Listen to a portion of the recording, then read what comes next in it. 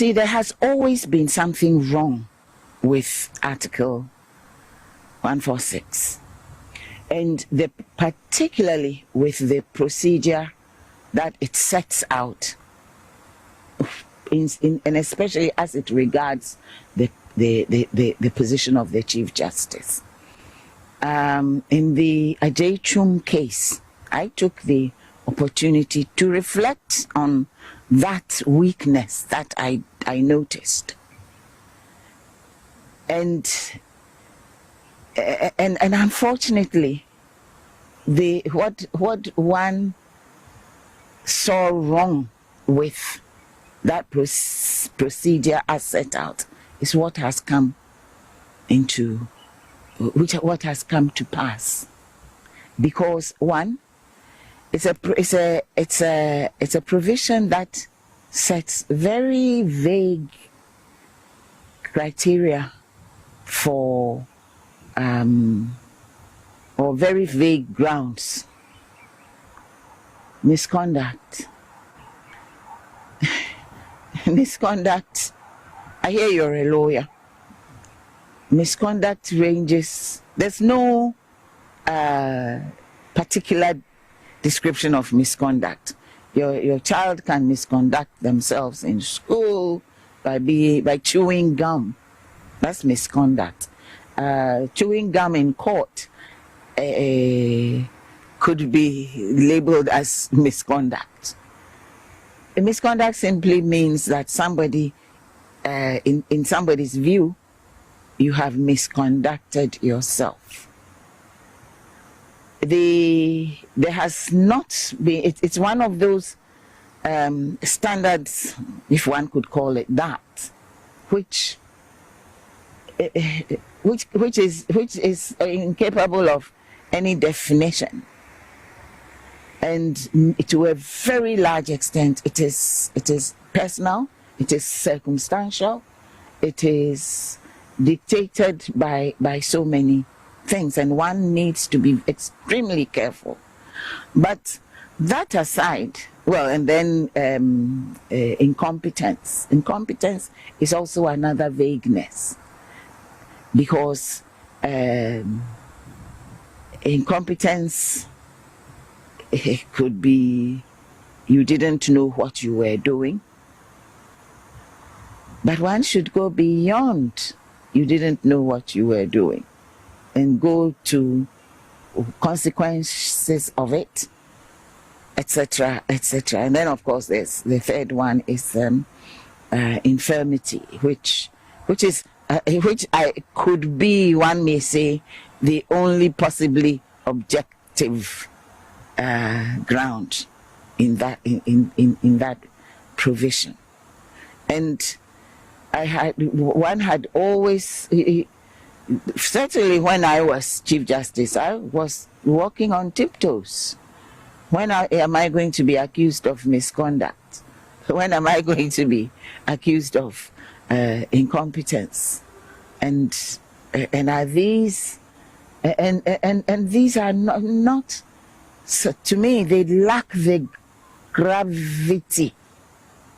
They lack the gravity that would lead to a grave outcome, such as the removal of the head of an institution of justice.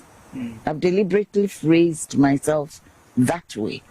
It trivializes the position, and I wonder what this is going to lead to further on along the line, because every judge is fair game and every Chief Justice is also fair game. I mean, is that to suggest that you suspect there could be a ripple effect in that? Oh, definitely. It's not suspect.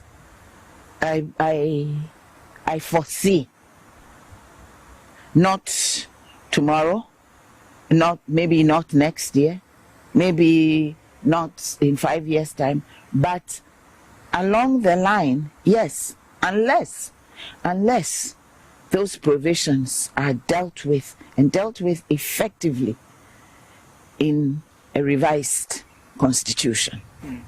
Maybe a more direct question. I have seen the letter that was written by the Secretary to the President to the former Chief Justice. And that's the other thing.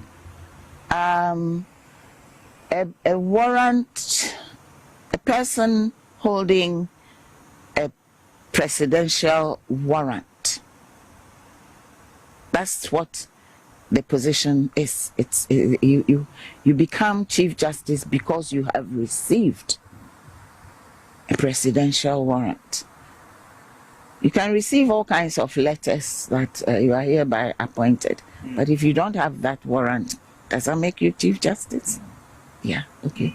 So if you're removing the person from the position, is it a subordinate who signs the letter? Is that the way it's supposed to be done?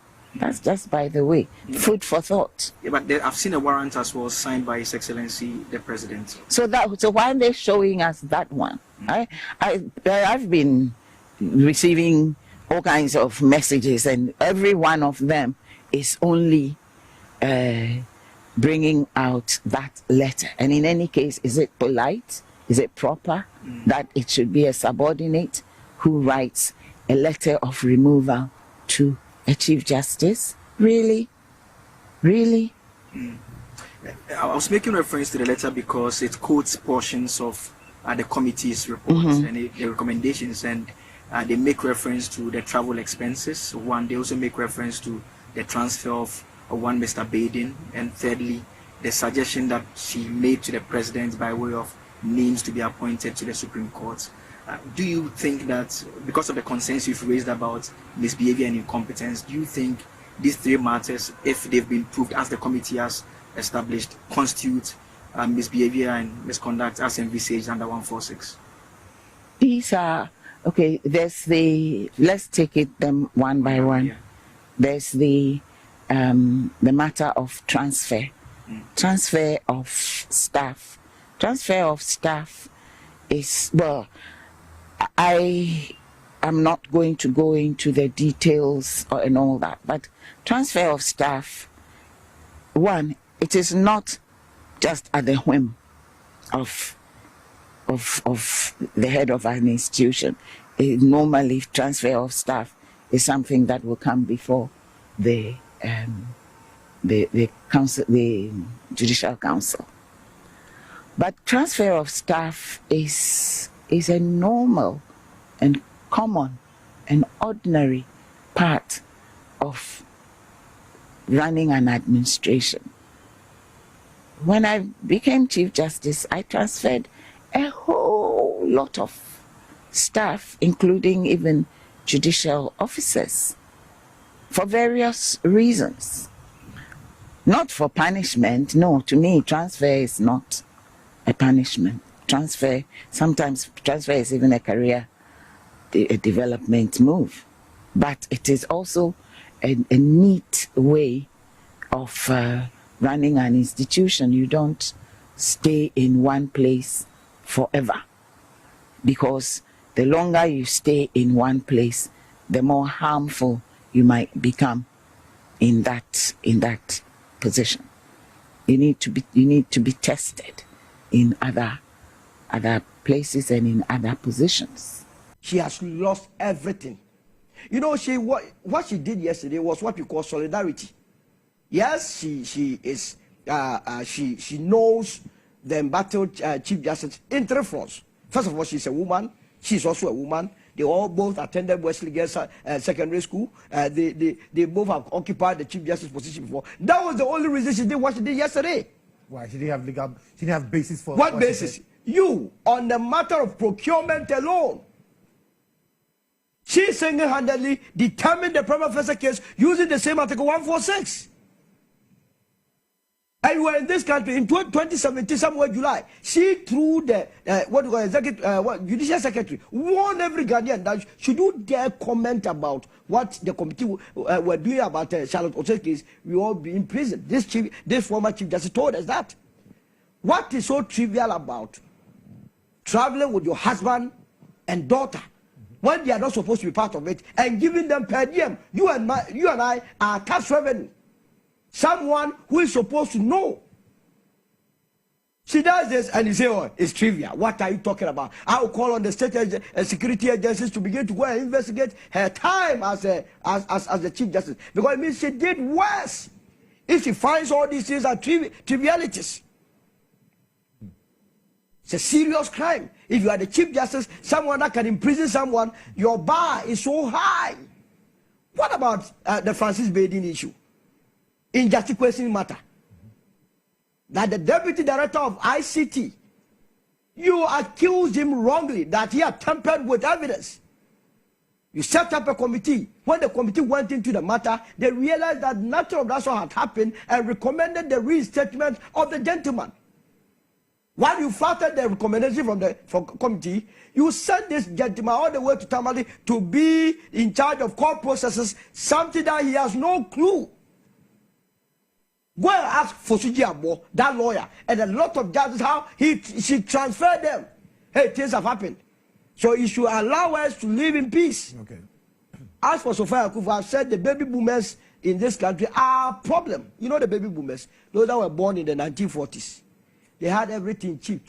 At the university, they were even fed. They said they would go on demonstration because they were having too much chicken. They had everything cheap, but they had destroyed.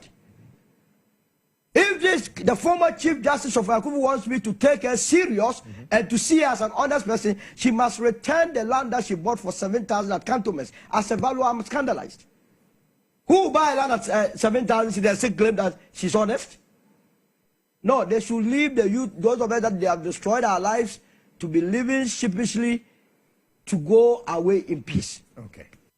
You confronted Nana Akufo-Addo? No, they blocked me at the entrance to his room. You wanted to go talk to him? Modern City Hotel Tamale. By the time he forms his government and all that, so I think we should give him some slack and allow him. It was a torrent of attack as a member, and when your tenure ends, you are reinstated as a member. That was a court order. Right. So, with that being said, were you following closely? Were you taking part in activities as a member of the New Patriotic Party? No, I wasn't. Why? I wasn't because I needed to move on. I really needed to move on. Have you moved on from the MPP? I'm not moved on from the MPP, but moved on in terms of all the problems that came with the suspension, the removal from the party, and the reinstating, all of that, because it was a torrid time. Very torrid. I'm sure you followed it. Were you bitter? Were you hurt, Chairman Afoko? Be sincere, be candid with us on stature. Yes, I am going to be, because for 9 years I have kept quiet. And at one point, I really believed that I would be helping the party when the government at the time had just come in under Nana Akufo-Addo. I was called on air and asked, do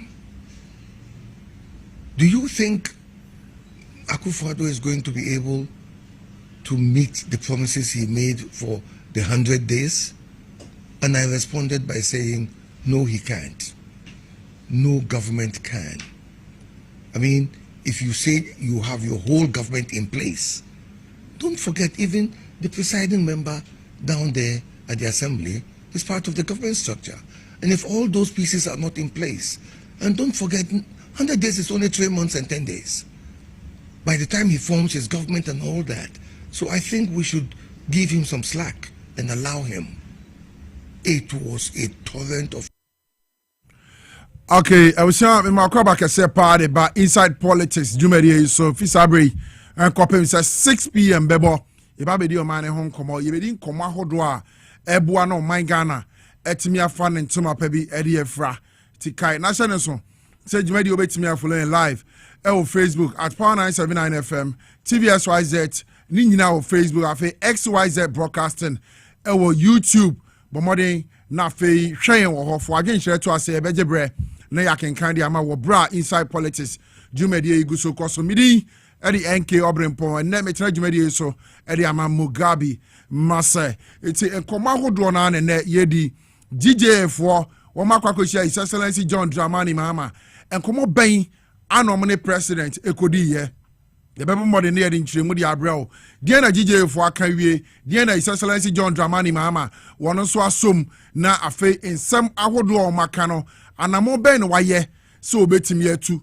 Ede afa ho tiene komone dawson ye bedin komo chief justice in komono eguso anenam reactions ahoro eba a lawyer for a judges for ebinum kro makotene fi omo nya adwuma bio den omo kade afa ho ye bedin ho komo akotia by election eguso ede reactions eba nsemu a eye honorable MP edema the people of New Jobbing South honorable Michael Chibefi wodi tudwa na o kire say oba resign say MPP for anwini a me ne o ka say semini gusu koso ekuo bi kura babonten a wo mo say wo mo be say demonstration ase kwapem say Michael Ochrebefi odi ne dibia beto wo semina se bedwani ewo New Jobbing South wo mo sa semwe enya de a wo begyan kada na bibia timi afa ne to mepefra sanye sa se mrase bedwani bi se Waka Sembia, especially ono Michael Ochrebefi a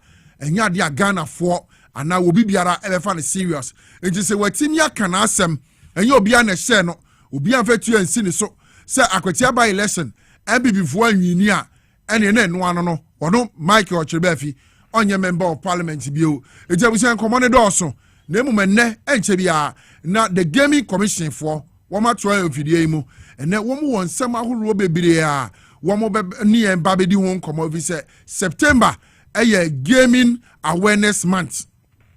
Yama etwa bet. Yenya yetwa loto. Yenya yetwa ya disika etoso na yaje kakra de ase ho. Wamo ni ba be kasa. Kwan ben ane yemfa so ntwa no. Send ye ntwa no se be ye na ohaw ana niema bi etimi mfemma. Dano mi hwe interview bi. Na obi ya addicted to the extent say ne car wa team kra no ton no de twa game ne car wa team o ama afi wa benam form enti kwan ben ye fa so ne de ye gaming wo bere ko a enya da bad impact nsunso bone e wo ya brabom mebi nkan ye busuafo ene ye de san kiremu no nyina ebre wa ha enti twayen ye nda ne ye ho kakra bi mbra na fe gaming commission for ye ne omonkomo no yanye okay and na ye toaso na afei ye the gaming commission for abem na bibi biara etimi aye kama okay and ye nda ne homra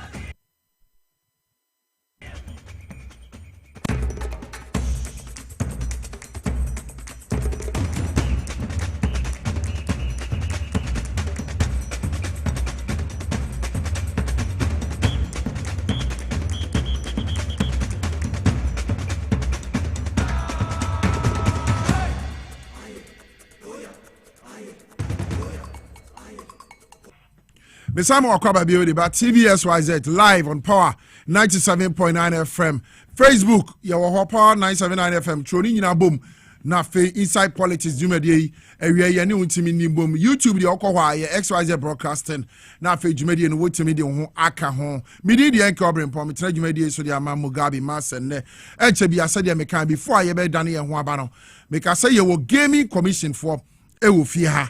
Yeni omo ba bedin komo de afa yen games a ye ho me kire de riska to so ne ye hwehwe sika kakra de afri mu kwan ya ye mfa so ntwa no ne mfa wo haw bi entimi embra ye nti yenko omo so na fe yen hyen komo na say Beatrice Baden e wo fia ha ono ye principal officer corporate affairs Edema Gaming Commission. Beatrice akwaba. Yes. Good afternoon. Nyamia Domboko.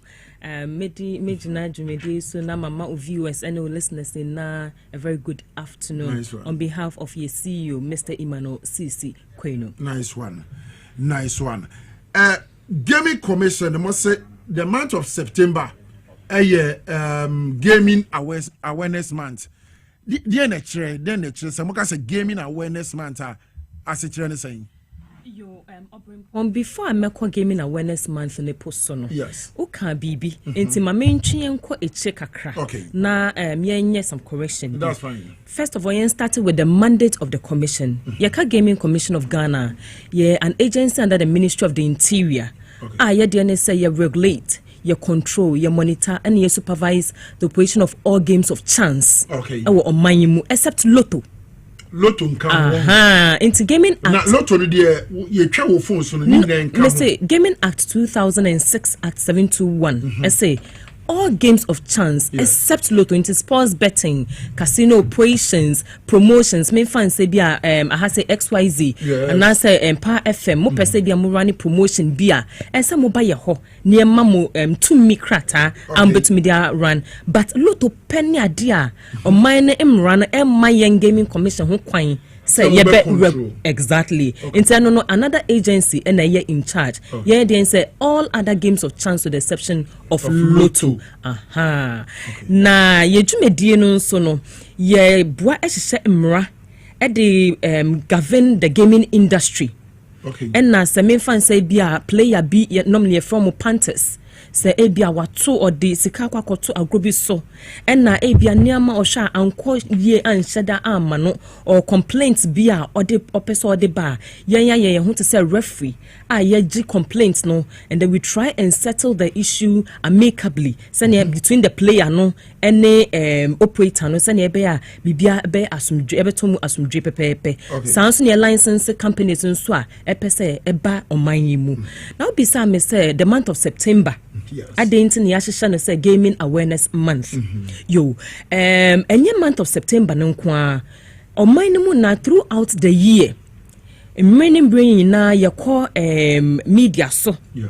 Eko kasa etre on my money na any more interest edito aba edito agro dear friend games of chance no ye nkitahudie said ye be aye be say agro dear na omudi no en fa hambia anase ohawbia embre nipa na oto sa agrodie no enye nipa ne nko a ono nebusua ene o mamuni nyina nti afiri muni na no ene se dwuma ya ye koso aye na mo ye tutu ye ne hu se o hwe September bumper time anytime apofo ekọ epoa omde enam eba ye dua enuaba eduane efifi kama internet chese sika ya den ewo system nimu around that time into ne sheda e to September ni si ho say eye emra sika awo ho a nkrofo person mo spend no there's a tendency say nkrofo bebo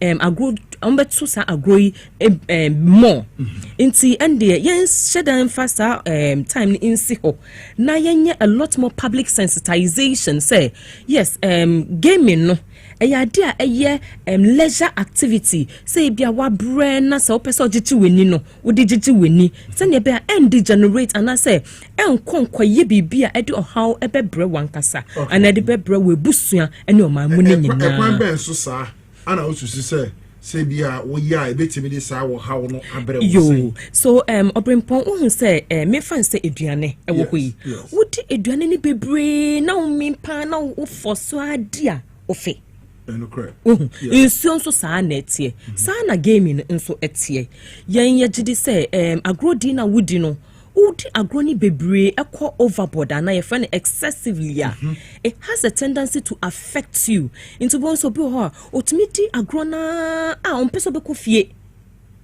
say bia fiti ana part anadwo no watena baby baako I know you betimi aka say addictive and na into we ko overboard abekukwa untumi nya hwee biom obi wo ha kyese ompese obefi agro no krechi akwako didi ompese obe mingle with other people ompese ebia ade na ota yepa no ebia okoko bo football na bibia ompese there's some withdrawal what I say from societal nyama oye nti say ne concentration in na ye agro ne pe into say when we near not nibufu and also be we call something say being able to play with money you can afford to lose into minim say ebia say make it a scar ebia 20 cedis na me part with and answer me the toa me lose so ha me obi onim ne sa enti obe say on tutu hwe say ebia 20 cedis pen na me to me dabi into and sika kitani na odini na kwakoto wa bra bia odini na kwakoto a ewo hu sunsun into yesi ukọ overboard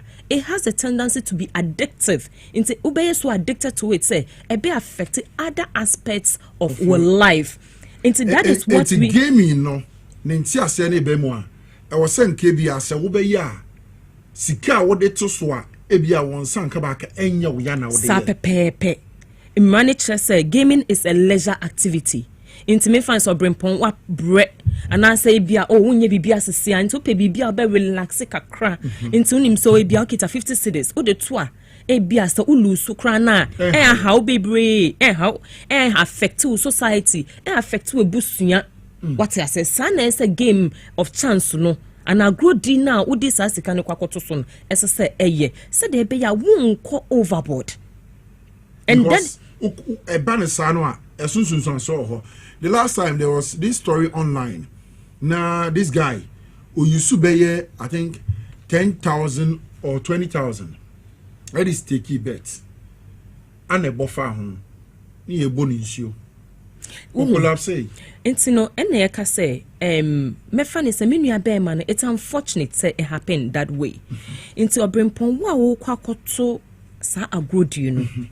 Usha wutumi a obetumi edi atoso na you don't chase after your losses say bia matu we that me wini me pese me wini edi mi sika no hent me sika kwan bia so say mitimi enye sika ne ba it's a friend game of chance the chance aspect ne say bia obetumi win bia win okay into na say 50-50 who this got one near automatic say who this can shame one now who win into who this are grown and say at the back of your mind no abribiano okay say a element a game of chance there's a tendency say be now be win and now when we near oh you okay ubetumi akwakwotena say adwo ho me kakra bi ochina kwa na bia ochina kwa kwanya bibi kakra na so me fa nya ne say say me gina ho win gidi dabi yenye ne sa agrodie no yendi agro ne sa say udi moderation eto wo ye ne kakra ebia ne wo hwa sika 20 cedis amede kwa ebe some to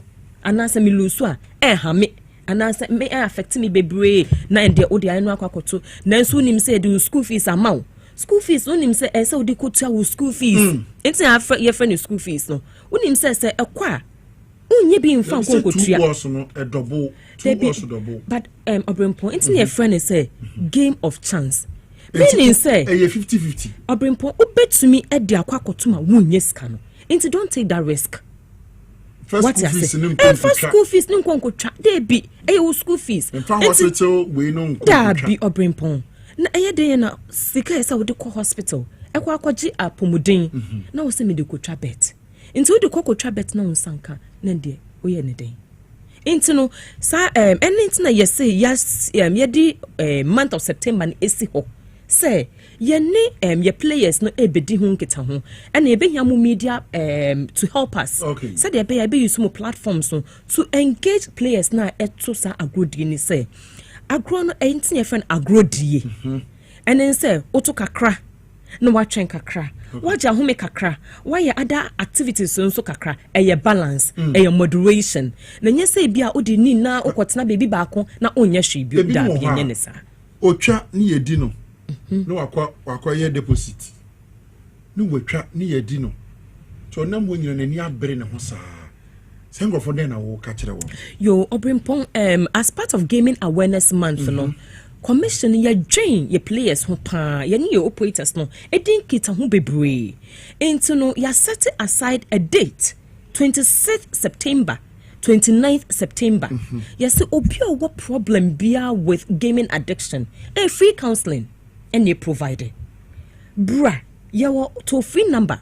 Freyen 0200800 454 545. A free. Bra, ni yewo medical experts ewo ho. Omo no bedin kita ho, aboa wo kwan a obetumi atwon ho efi ho. Na no nso ensin chen no. Gaming Commission yewo we bia yes ya ediama ye players na friend self exclusion. And say, wodi agro bebre a, edu bebia obre. Yeah. Upesa u take break kakra. Yewo when available for you. I'll bet me a catch and say Gaming Commission. Me jide say agrodi me pese me trim ho kakra. Na me reflect on me play patterns. E sure say they are affect me. What I say? Inte bia mu me break for bia 6 months. Ebia 1 year. Ewo honom. Eba ne sana ye ni operators edin kita ho. Ni a block wo access to all your platforms. Se na ebia wuntumi enya kwan po enko ho. Enko ko disa agroni in the first place. Okay. Intano no so no send an email and as all the free office line na 803. More number. Yeah, one number 0800 okay 454 545 and that's 0800 45 45 45 asa 0800 45 45. Yes, simple sir. Into the frame, and now catching say, who say gaming a good year woody, how we quite we addicted. Into no, upeso a film for a period of time. Okay. What I say? Okay. Okay. A quan be so commission no, FRD regulate and monitor gaming operators, especially on a digital space. Yo, inti your directorate be our gaming commission ho. Your friend ICE, any investigations, inspection, compliance, and enforcement.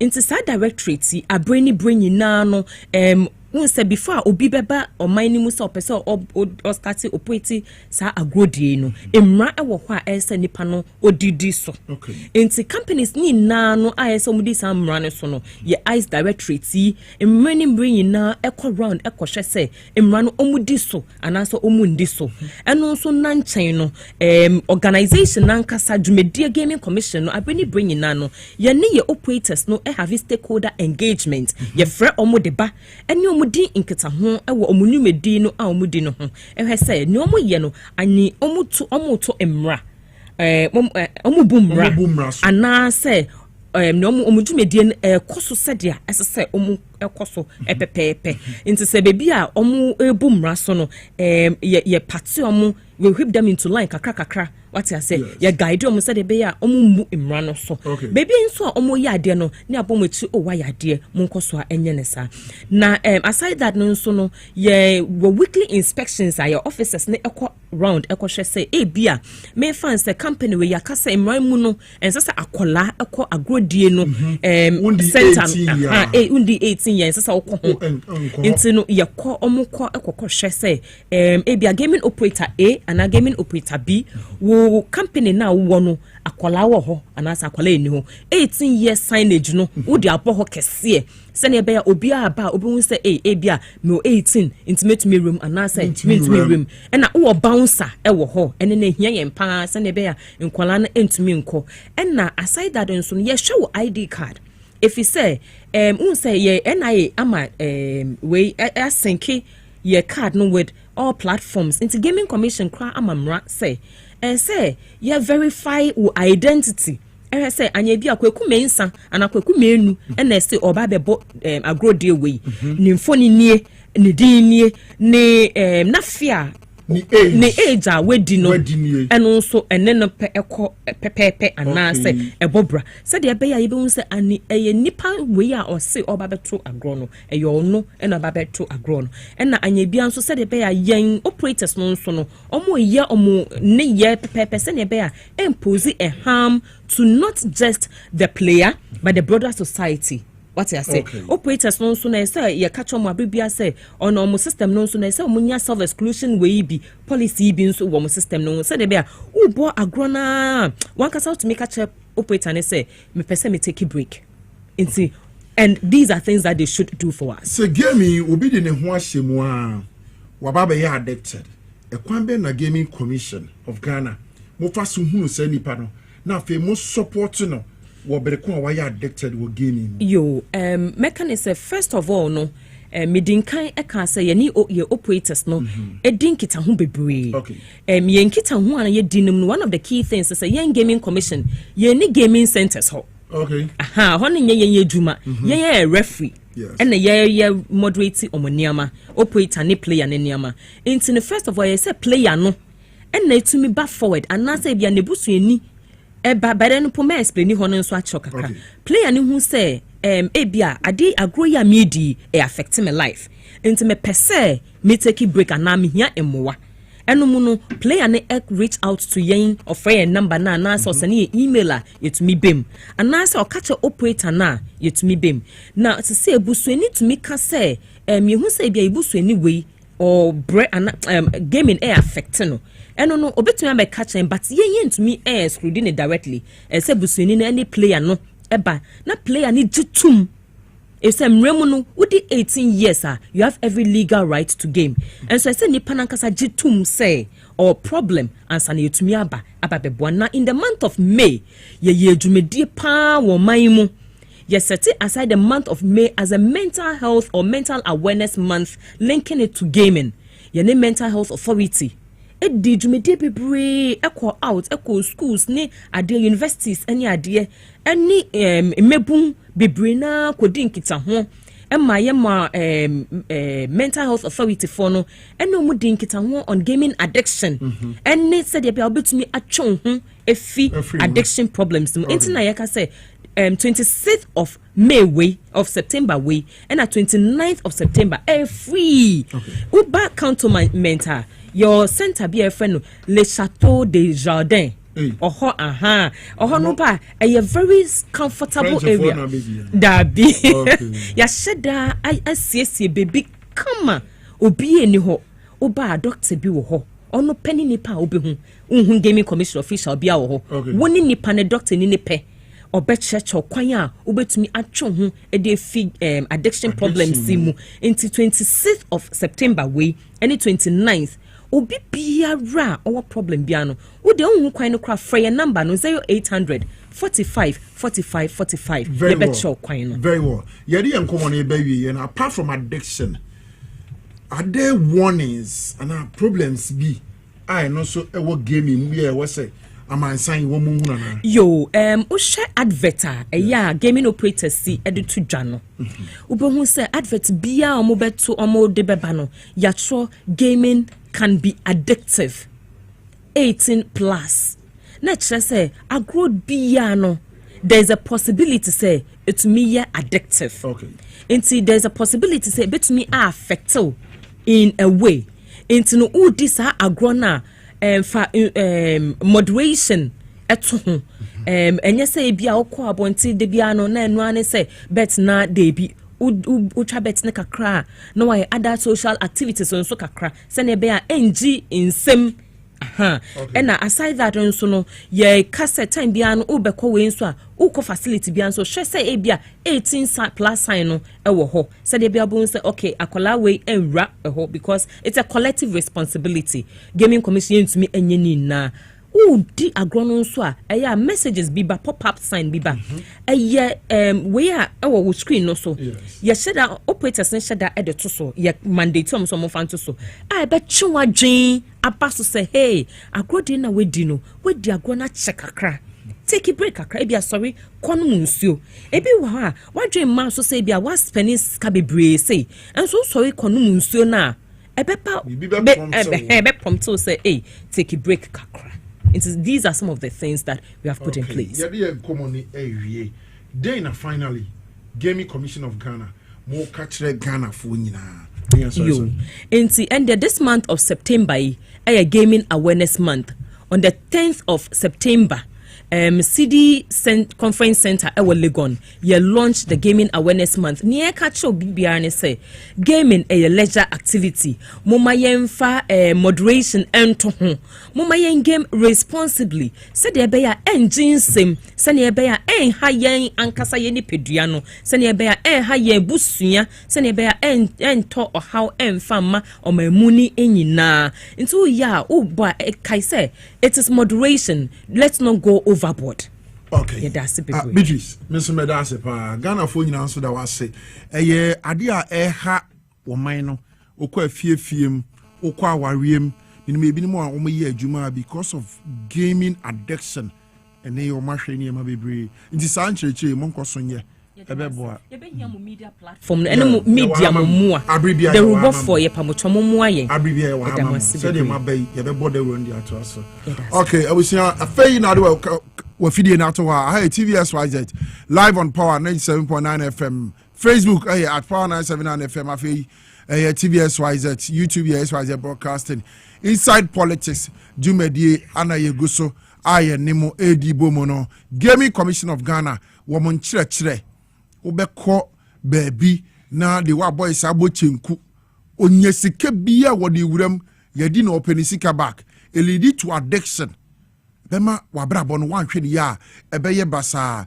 No work and I was say enya meranka what you be ase what fear juma be kra wo relax bi me wo 50 Ghana cedi bi me de to so anya de be ha me na nka de ato so boko ene wo san kwan kakra no wano musuo na nka bibia ye kama na obi ye adwuma e wo filling station wo breko a oye pump attendant o no afa ne boss ka 50,000 or 2 us we dey agbawie amoni ebo nsuo da ben ye twa osembo so me da ben na betu awie so what I say tebusa ye to adwumadie no so yemon wram ana yenko ka so asesi a ye Pentecost Convention Center honom ana National Youth Conference ekoso wo ho a team edaso igniting potential and inspiring change na the chief of staff of the Republic of Ghana, Honorable Julius Debra, and the key speaker, Ewo Honomwa, and some Ekoso, Yanshan Nemra, Nafi Yanto Medianaso. Nananom, development partners, senior military officers, and the Minister for Youth Development and Empowerment, distinguished ladies and gentlemen, thank you very much for the opportunity for me to interact with you. I want to talk about two things before we start the section. I want to thank Nana for that bold initiative of trying to establish an industrial zone in your enclave. It's in line with the president's objectives, and definitely I will send your message back to him, and I believe strongly that you will receive a delegation from the Minister for Trade, Agribusiness, and Agri. I like the team, igniting potential and inspiring change. But my young colleagues, I prefer to talk to you today as a senior brother and not as a politician, because along my journey, I learned a few things, and I thought I should share some with you. The first one is what I call the I will, I can spirit. You need it. You must make up your mind that anything at all you set your mind up to is possible with the blessings of God. And that also linked me to the God factor. It may be Allah, it may be God, it may be anything. But you must believe that strongly. When you look up to your Creator and you make supplications, He listens. I love the story in the Bible that says, when God wanted to create man, He said to His angels, let us create man in our own image. And the beautiful part that I like is after they formed man, He said to them, let us breathe some of our spirit into man, which to me presupposes that indirectly you are a small. And so you can imagine, why am I telling you this? I'm telling you this story so that if you are from Bumpurugu or Yoyo, don't be discouraged. You must know that with God on your side, you could also one day rise up to the top.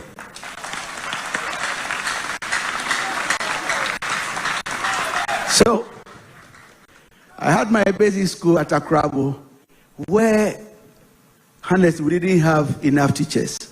So anytime you write a paragraph, you should expect the red pen to run about 10 times through the paragraph. But that does not discourage us. We continue to forge ahead. And then luckily for me, I passed the common entrance and found myself in Impressive Secondary School. Like they say, what a wow, village boy in primary school. Then we soldiered on. Luckily for me, after the O level, then I got admission to Achimota School. All using lantern, not electricity. Why am I telling you this? I'm telling you because I want you to be motivated and know that we are here to ignite potentials and inspire change. Don't look at your current situation and feel belittled. Don't see yourself because you don't have shoes on and feel belittled. The Maker doesn't use successful people to cause change. He uses people like ourselves, the nobodies, the have-nots. And that is why God makes a statement. I chose Kojo Bekwe from the village without electricity, and he's now a medical doctor. And I believe each and every one of us here has the potential to become successful.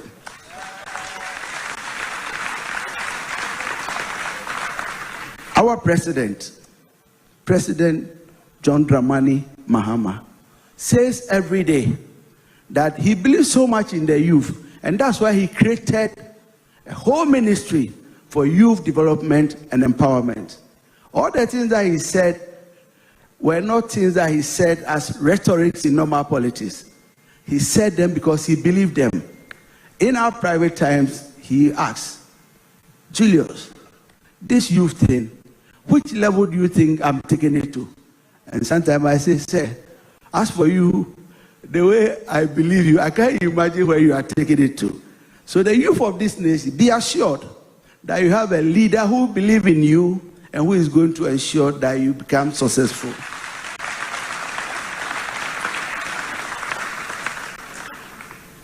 On that few remarks, I bring you his special greetings from the presidency, and he wants me to reassure you that he loves all of us and he will treat us like his children and make sure that we get the best in life.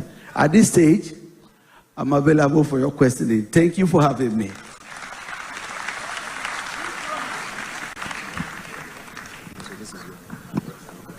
My name is Frank Senahosu, Oti region. Mine is a concern.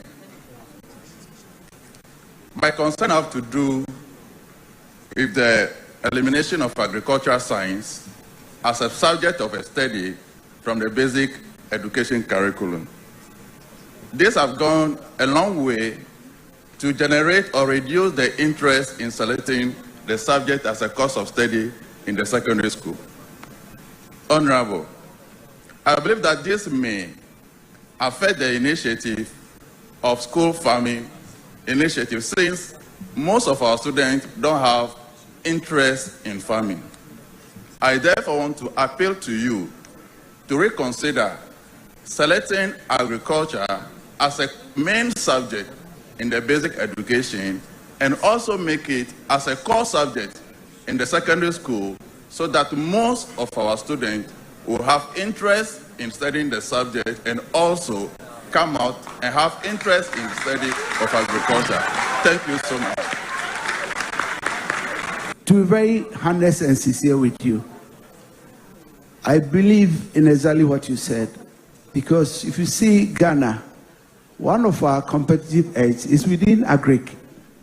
And from the programs that His Excellency the President wants to roll out, it will be very, very helpful if people have concrete knowledge about agric right from basic school.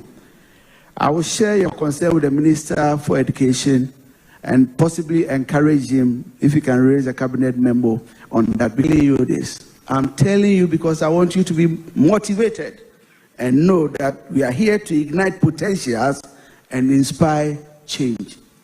Don't look at your current situation and feel belittled. Don't see yourself because you don't have shoes on and feel belittled. The Maker doesn't use successful people to cause change. he uses people like ourselves, the nobodies, the have-nots. And that is why God makes a statement. I chose Kojo Bekwe from the village without electricity, and he's now a medical doctor. And I believe each and every one of us here has the potential to become successful.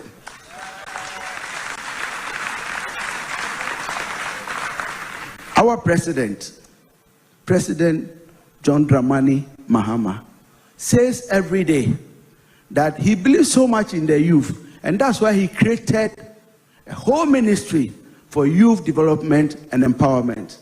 All the things that he said were not things that he said as rhetoric in normal politics. He said them because he believed them. In our private times, he asked, Julius, this youth thing, which level do you think I'm taking it to? And sometimes I say, sir, as for you, the way I believe you, I can't imagine where you are taking it to. So the youth of this nation, be assured that you have a leader who believes in you and who is going to ensure that you become successful. Okay, to the Chief of Staff of the Republic of Ghana, Honorable Julius Debra, and Okopiemu, a Pentecost Convention Center, Waka Swa, National Youth Conference, Ekoso, in some Ahodwa Okokodi Hunkomo, and Afi, what they are too many. So we say, you're 20 million so. Nafi, in some more Karinano, yet Timini more the Hunkomo, Saturday, Agbozo Herbal Clinic, Agbozo Herbal Clinic, Yarewa Ben, and woman to me, sir. A foot to obey, I fa pomudin sem ho, and want me fem ma. Jebre, wabrekwa agbozo nanka sende, wabebe tines fiduemu, na ensem ahodro, yare wahodro etiti nipa, wade ho akwankyere ba wo wi a, wamwo sampa, wo ho aduro, na oba na ho a obesa o yare. Ye hwe no bra na afi ye nto adwumadi no so. Omadishe me ma obi biara ju. Te say the day bia every Friday. Yeba betena hanom na ye no atwetwe yade ho komo na yasesa mo yade wa de amawe enenso esa yeda foforo yeda onyankopon ase na ma memfa ekwan tiawe so na memfa nchia menu ya King Nicholas ne papa da from King Agbozo Herbal Clinic na yema yako etawachi na papa ye penu kra King Nicholas Michia on one as I host ewo enyumrisi ya on one type time interview papa Michia no Agbozo Herbal Clinic I see no man has an expiring date bema ngu ya ne bema engu yen ene ye kra saa mutu no na die nti Agbozo Herbal Clinic ya de bia ye kasa asem ne se ye nana sabi wo kire ye adwuma yi mama ehunu se bema biere ni ho no mo wo se ne bema ewa bra wote ase na yente sa asem no ase kopim se papa yi odi at the age of 95 years na ono ankasa wo ne last born me tu empu manyini chen ne last born enti wase Agbozo Herbal Clinic say no man has an expiring date bema nwu ya bema engu all kinds of sexual problems na how no odi wani be kire ya hwe na ya san ya de kama onipa da seni bia yare sebi mpreduasa onipa biara odidi onom na okoba no den a wo be yare na de bia ya asem aye kan se yade no eba onipadue mu a se wo benya anu adurano ma no benya aduru papa nom na ho ato no eno na ya na eye hawo no na so Agbozo Herbal Clinic ye ba na ya ba betra se ehunu se sebi mpreduasa se waku bibi mo na se anyi na ufi se ni daswasa e wa bra we hia me Agbozo na obeba ye nchen na ya san yade bi a yetumi sane ba ko pa no yade ana ye friend say hemorrhoid kokobo problem le bia me betena hanom ya na Mr. Akasa yade no ho asem yi papa na sa yade wi na yade bia eno na nkrofo bibiri omugya wo na ya na omokokobo aba obi wo no mokra mo nya severe pains oja ne na wi a na ekokobo no aba beto ebu ema esan ye ne ya sa kokobo kru ya nso na etumi ma obi nso sabi oja wo na ya na moja enam ho odi kokobo mpi na mu oja wo na ya na moja bibiri eba nyankopon ya adomo a chia Dr. Agbozo na memu wedru na no sa yade no hu ni biu me pa cho ye wo yade bi wo hono mu a me pa cho wu ehia sa obi hia me doctor no one on one na ma ye o text exams ahodo na ma sa yade me srewa enidie mu se sa o hawo ya me kan bi na hawo na wa ya enko a me pa cho Agbozo Herbal Clinic se bra na o hemorrhoid no ana se koko na agye nipadua no afa na enu nti no wogya wo nan a na wo kokɔbo apie na sɛbi mperedua sa moja efuru ho ba bɛɛma nso sɛbi wogya ne nan a na moja ɛba ɛno no nyɛ saa na nyankopɔn nimdii mu no ɔyɛ no na mmom no nyankopɔn nimdii mu no sɛ bɛɛma deɛ ɔda dwumsɔfa wo bɛɛmam ɔbaa na sɛbi ɛdu bosom a wɔkɔ afikyiri ɛde fa no sɛ ɔno mpo ɛmfa ne to na mmom no sɛbi baabi a ɔyɛ ane mfa no gya wo nan ɛfa no ɛhɔ sɛ mogya anaasɛ saa kɔkɔbɔ no hyɛ asɛ sɛ ɛɛba pɛ ɛha adwene yie papapa na de bia meka sɛ woyɛ bɛɛma deɛ ɛtaa yɛ wo ne sɛ ɛma wotaa yɛ mmerɛ ɛwɔ mpem ɛkɔse premature ejaculation so mmerɛ na woyɛ no sɛ wobɛma no awu na mmom no wode bɔɔso agyirim na aba abɛsen mmarima no bebree ɛwɔ internal hemorrhoid a ɛwɔ ne mu ɔwuhu ɛno nti ofii sɛ sɛbio yadeɛ different bi na ɛha na sɛ wanom adura yɛ a premature ejaculation no da so wɔ hɔ na ɛkyɛ sɛ ebia na wɔ internal what hemorrhoid obaba agbozo Herbal clinic ya mo aduro benom ɛkɔ nipadua no ɛbɛhye koko na hemorrhoid a ɛha nipadua no ɛbɛhye no wotena se ana osisi ɛyɛ oya ɛnu nti ama sɛ wotena se agye sɛ wokyia ho kakra ana sɛ wode wotena kaa mu na wotu kwan kra na asɛmaba ɛfiri sɛ sisie no ɛma ɛnu nti de bia w'ani nyina nipadua no so no kan ho no sɛ ɛfi wo soro ɛba bɛpe wo fam no weight ni nyina gyina sisie no so saa nso na ɛfiri wo down mfimfini no ɛkɔ no so no bɛpakyɛ weight na nipadua na sɛ nan ne disi asase no so ɛba ne nyina no ɛyɛ sisie no na ɛso no nti sɛ wo deɛ no sisi no problem mu pɛ na ɛkyɛ sɛ asɛm ɛyɛ aba obi wɔ hɔ no mu a ɛnam saa problem nti ɔnam kakra no waso ne sisie wɔ sɛ ogyina hɔ sɛ wowɔ sisie problem na aha wakyɛ wonim ne fare by bra agbozo Herbal clinic bɛpakyɛ yɛbɛmu adura mmoanom ɛbɛkɔ nipadua nom ɛkuro biara ɛwɔ sisie nom anaasɛ infections bi na de baa na hemorrhoid na de baa a ɛbɛsa ɛma no akɔ wohwɛ screen no so a numbers no gu so nyankopɔn yɛ adam ɔkyena ɛyɛ Saturday yɛtena se ne yɛayɛ adwuma 7 o'clock am anopa na yɛapɔn 5 pm bɛpakyɛw numbers no deɛ wobɛyɛ ne wode fa na sɛ wotie doctor deɛ mɛka no nyinaa wie a na wafrɛ ɛyɛ obi wɔ hɔ no ma ɔntie deɛ bɛka no koraa na wahyɛ ase ɛfrɛ mpakyɛ tie message no wie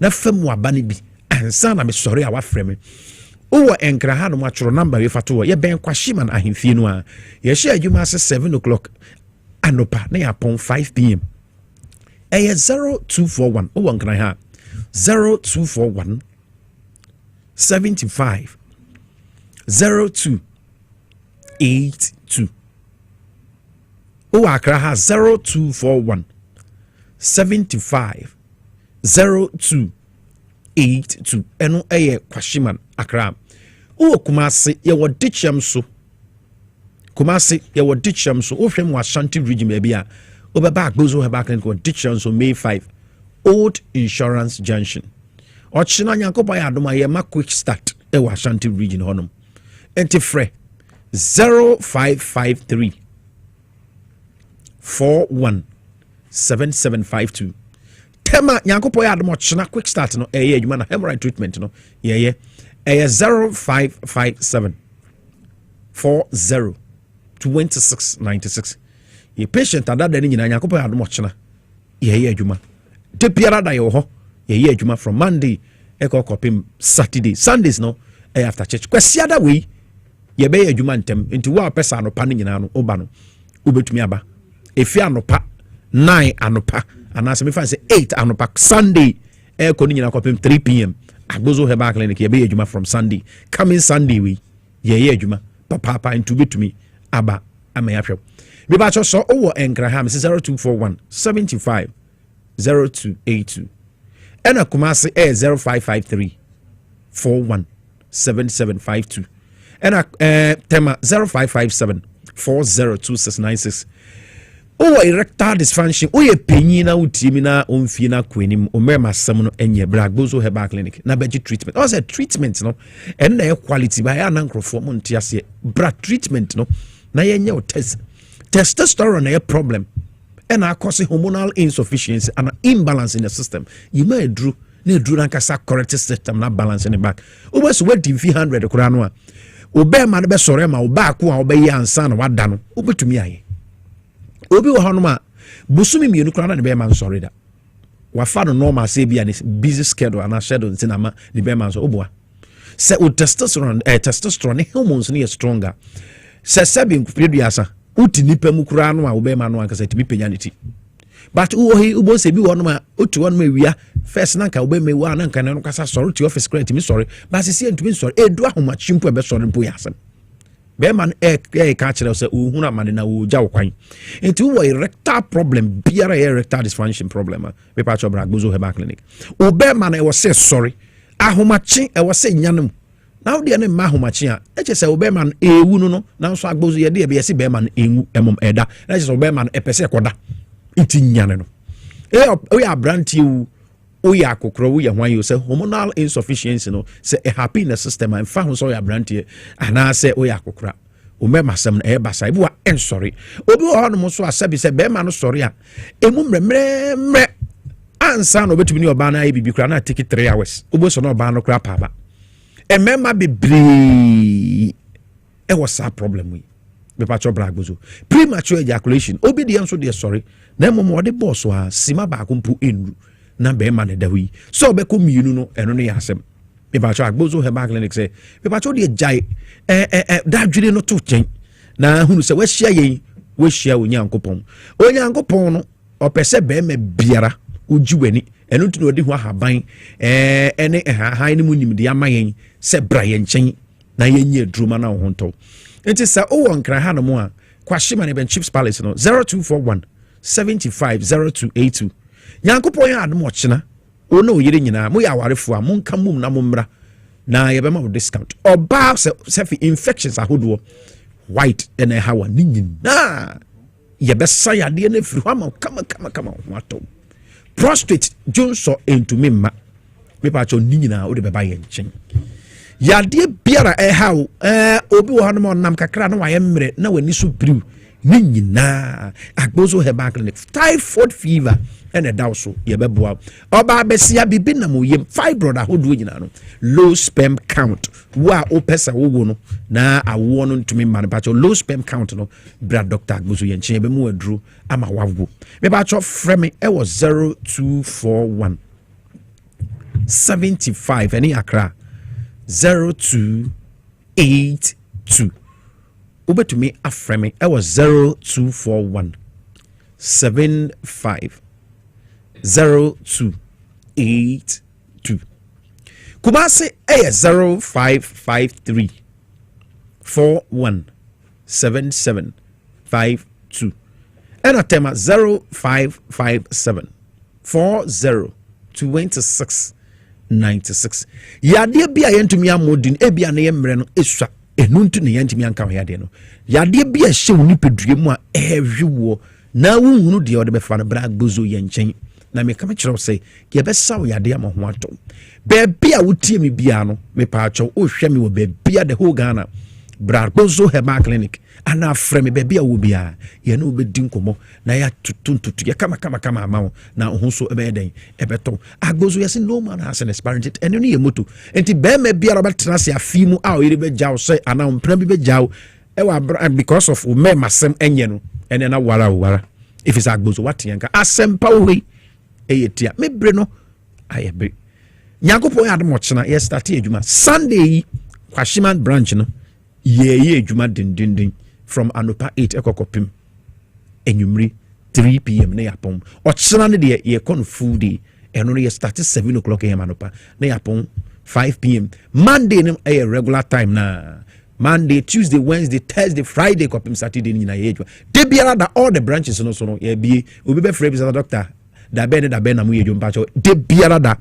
ye adwuma ntu wo yade amabobo su nyina me mo yade so abra ye nchen e ma ka ho enye mema nko yade ne yesa e ma no free bibiri doctor mo say ma yade oba yade bi afi fibroids so kopim infections so kopim den so ni nyina ne ye number no e 0241 any akra 750282 and Kumasi 0553 417752 and Atema 0557 402696. Yemoto no still remain the same. No man has an expiry date. Same time next week. That was a sorry me. Now me so. You know, Ochami oni asemka was Nana Wasumua said what no. Nti enemu yarewa ahodro, especially enemu yarewa ahodro. Agbozo Herbal clinic obebo obema obegina onaso oba watin kabeba bibi bia be hye yi ama na wani age wo ware yem abusia hi TVSYZ live on Power 97.9 FM inside politics ana you go so ti ha ye de ho nkomo men ko ba bi atwa yen ma yenda ne ye ho mra sisi a na afi nkomo ahodo ne nsema aka ahodo no ye mfemra ne yemesomo.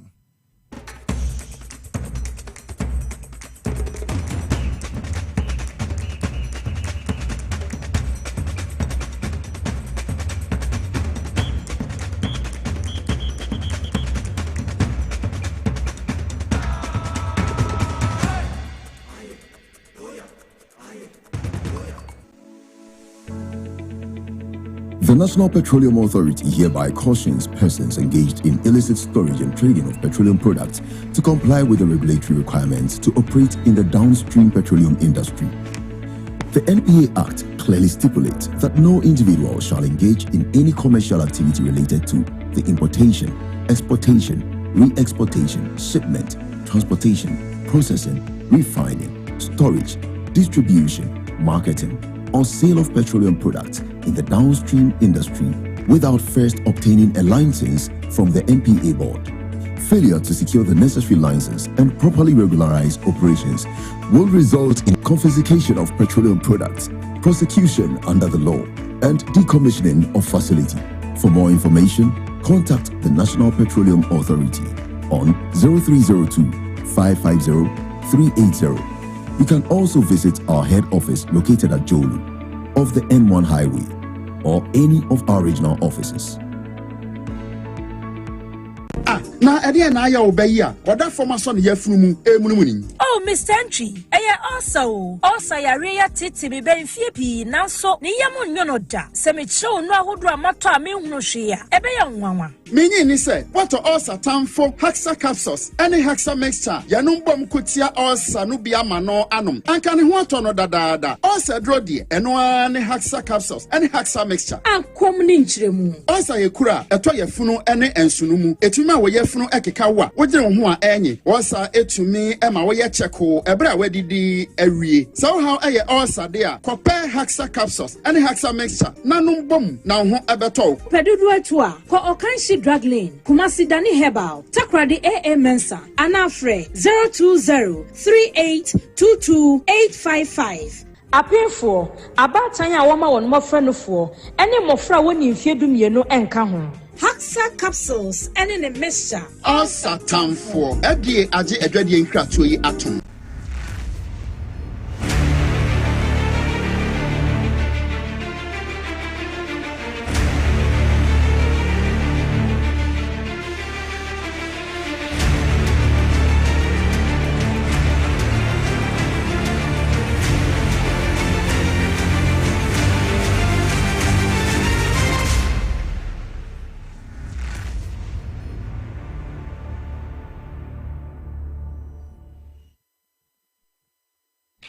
Hi. Now let me tell you about Safari Valley Eco Resort, the first of its kind in West Africa. Upon your arrival, you are introduced to your butler, who plans your itinerary. We were surrounded by wildlife from the moment we entered the eco park. So many activities, all in the same premises. Visit the gym or the stables, they have it all.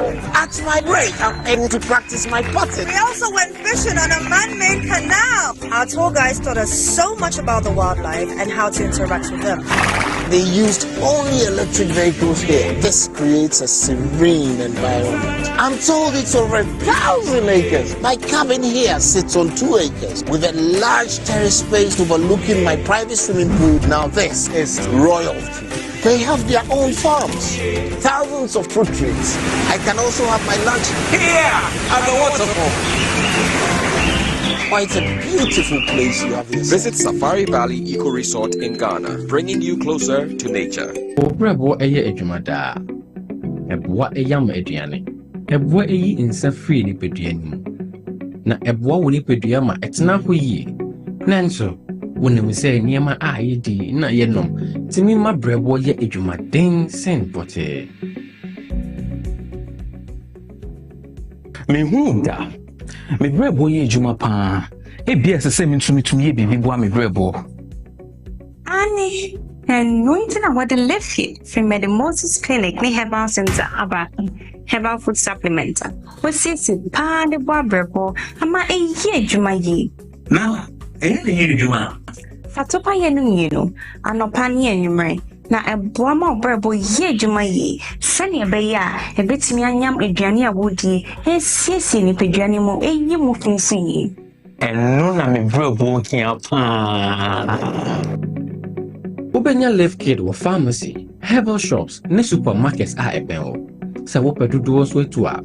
First 0244 06 8447. Live Kid, wow brebo, wow nipedia. A draw ye any mapping for a ma emma or man for, ne for our 1 year in fear to me. FDA JD crack to ye atum.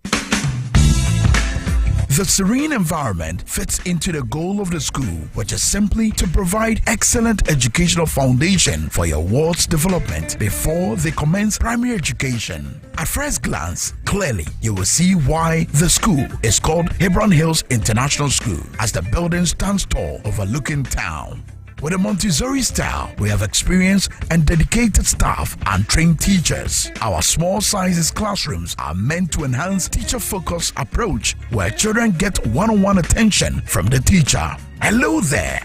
We are open at 7:30 a.m. and school closes at 2:30 p.m. After school care is from 4 p.m. to 6 p.m.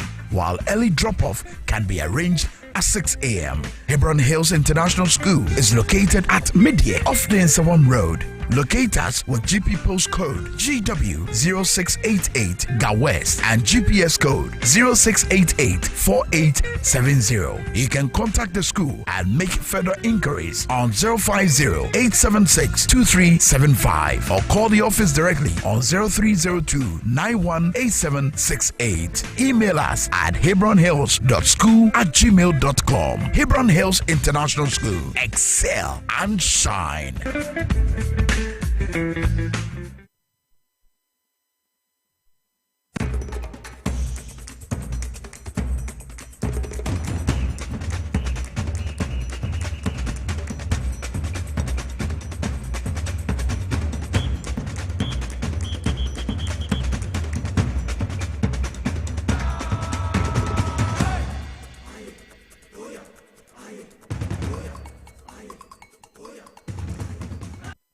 But TVSYZ live on Power 97.9 FM inside politics Jumedi so you so ye din common some webeboa wo man Ghana na wafa ne tema pa bi di afra na yetimi ahyehye nemo ye bejo adwentre di abo Jumedi ko Facebook Power 979 FM show ni nyina bom obom se Jumedi ayedi ewo TV so nyina na won so betime nya akonya na wahwe bi ewo Facebook afa TVSYZ nso Facebook SYZ Broadcasting ewo YouTube na yentimi ni Jumedi mum wo bra Jumedi eguso koso midi di enke Obrempong betena Jumedi so di ama eye Mugabe mase ye bohwe ni awura eye omampani His Excellency John Dramani Mahama kache ho ana ne day Ghana Journalists Association for wamu bopia His Excellency John Dramani Mahama na fe wamu ni kodi nkomo efa challenges bia wamu face ene nia wamu expect ade free aban ho yanko na fe yanko tie the Ghana Journalists Association for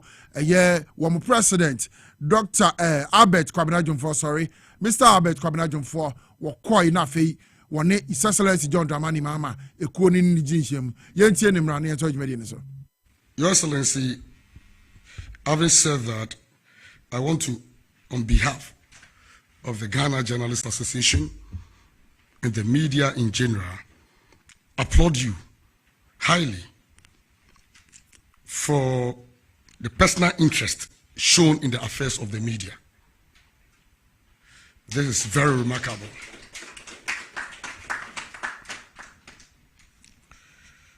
The Ghana Journalists Association commends you, especially in recent times, having directed the Minister of Defense and Interior to investigate assault on joint news crew by soldiers during the demolition of McDonald's warehouse. In fact, I must put on record and state that this is the first time in recent memory that the President of the Republic has directly intervened in a case of assault against journalists.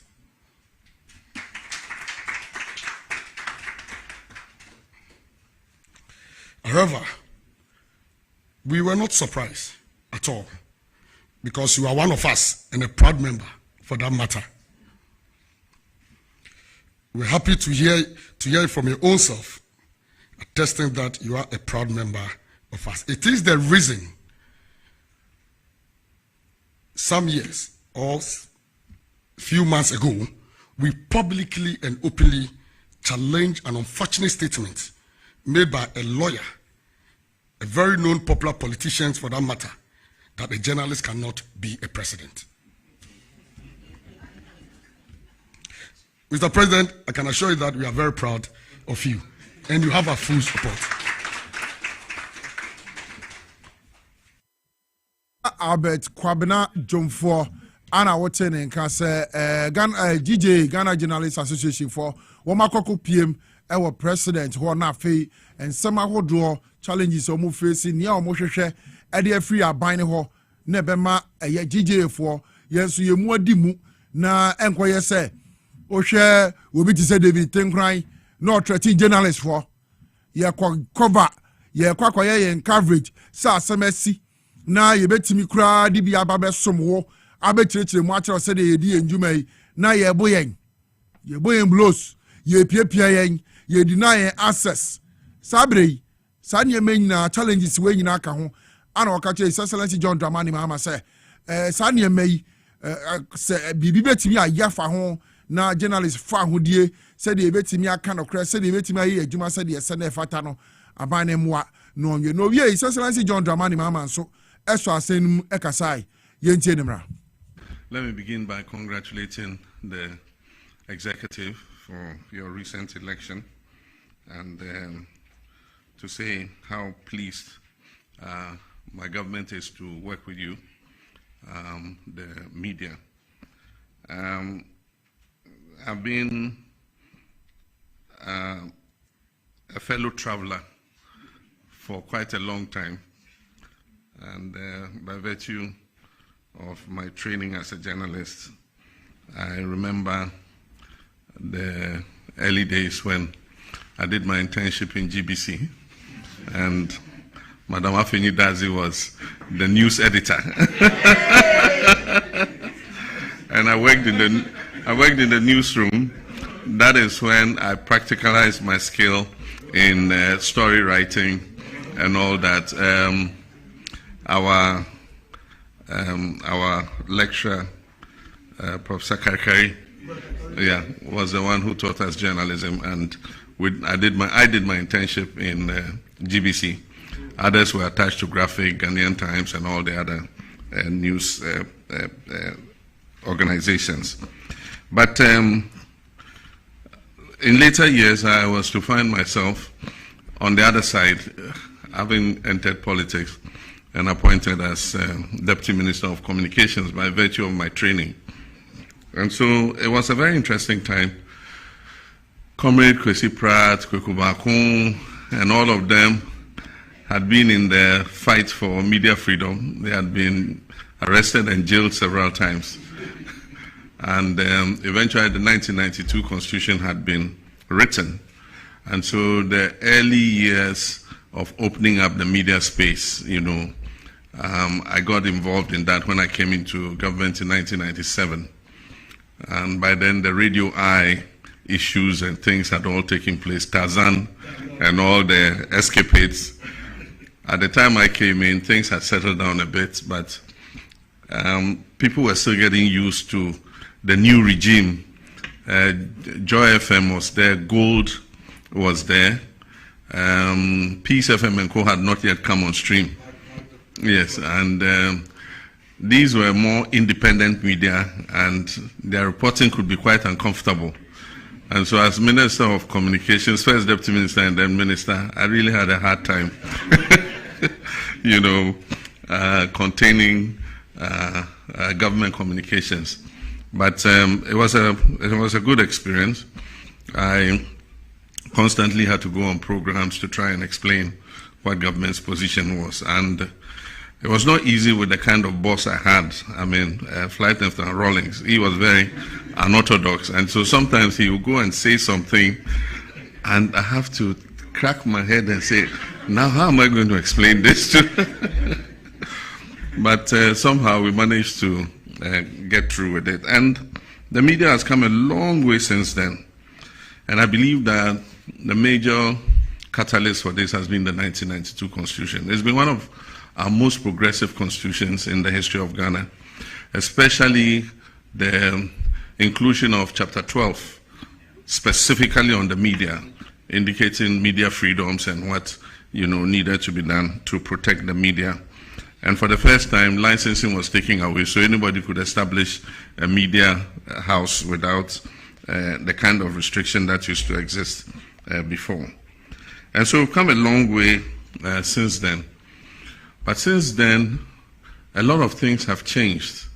And one of the major changes in the media landscape is technology and the new media. And so we don't have traditional media as we knew it. In terms of media houses, you either had a newspaper publishing organization or you had a broadcasting organization.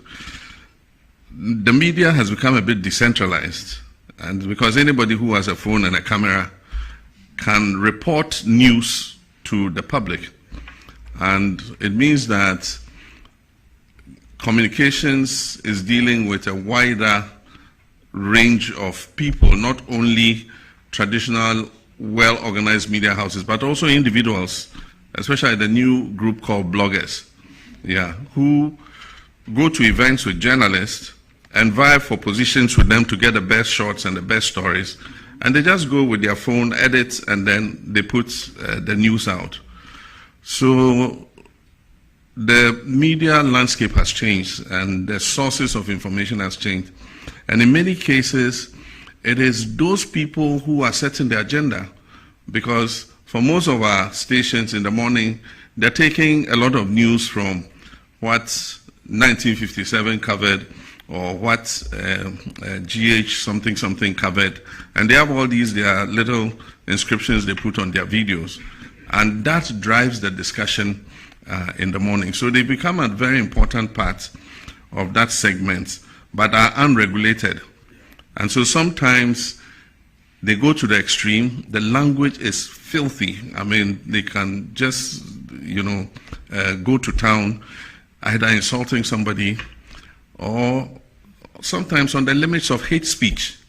And these are things that in the whole world, people are beginning to look at and say, how can we regulate hate speech? How can we regulate, extreme foul language, And so it's just an issue I'm raising so that all of us can begin to think about it. John Dramani Mahama Ghana Mampeni na hunu say ono so nsemo DJ president any executives and omo ekọ ho no wo mo de ko to president anim no wono so asom na afi oni omudi nkomo kama na afi kwan yom befa so omba hihye sa challenges yi nyina DJ for the akọte anim no woni omudi hu nkomo na o chechire mo no se de be ya bibia ebetimi akọkama ewusia nti no inside politics jumedie ana yeguso ayede so me na awia nwumre enche bia na afi mi mpanifo mienu ne dai wo ma be ka me hu ofidua yi mu na afi nsema horo atwagu o man Ghana mu e wose ntiase etimi bem e wose yehunu ne fapem ba bia e wose ekogina no wo matimi ni yadi enche bia na afi wo mo bem na before that me pese menka sa asem wei makano wo dwabo ase dwumadie so emprempi na baby eniema eguso a ekeka de kro no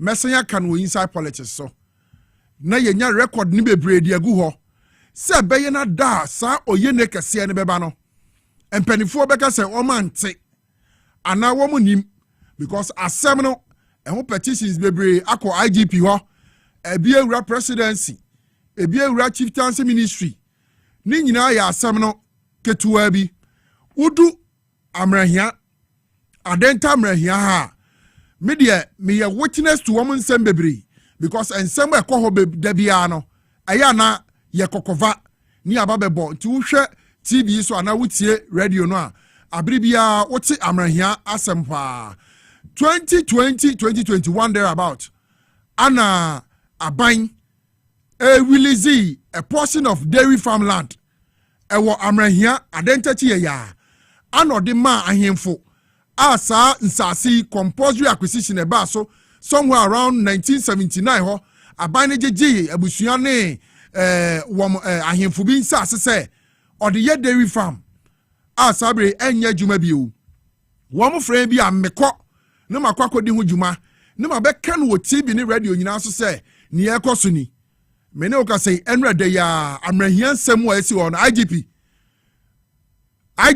Christian Tete Yohunu mi bo udi afre Ghana Police Service nyina mi wia the presidency Excellency John Dramani Mahama any Jubilee House in Penifo e wo ho amrahia nsase dairy farm ho nsase no minim se matibi enra de ya mene o de ka say special aid to the former chairman of the MPP Freddie Blay special aid yefrano Benseriam Atiaka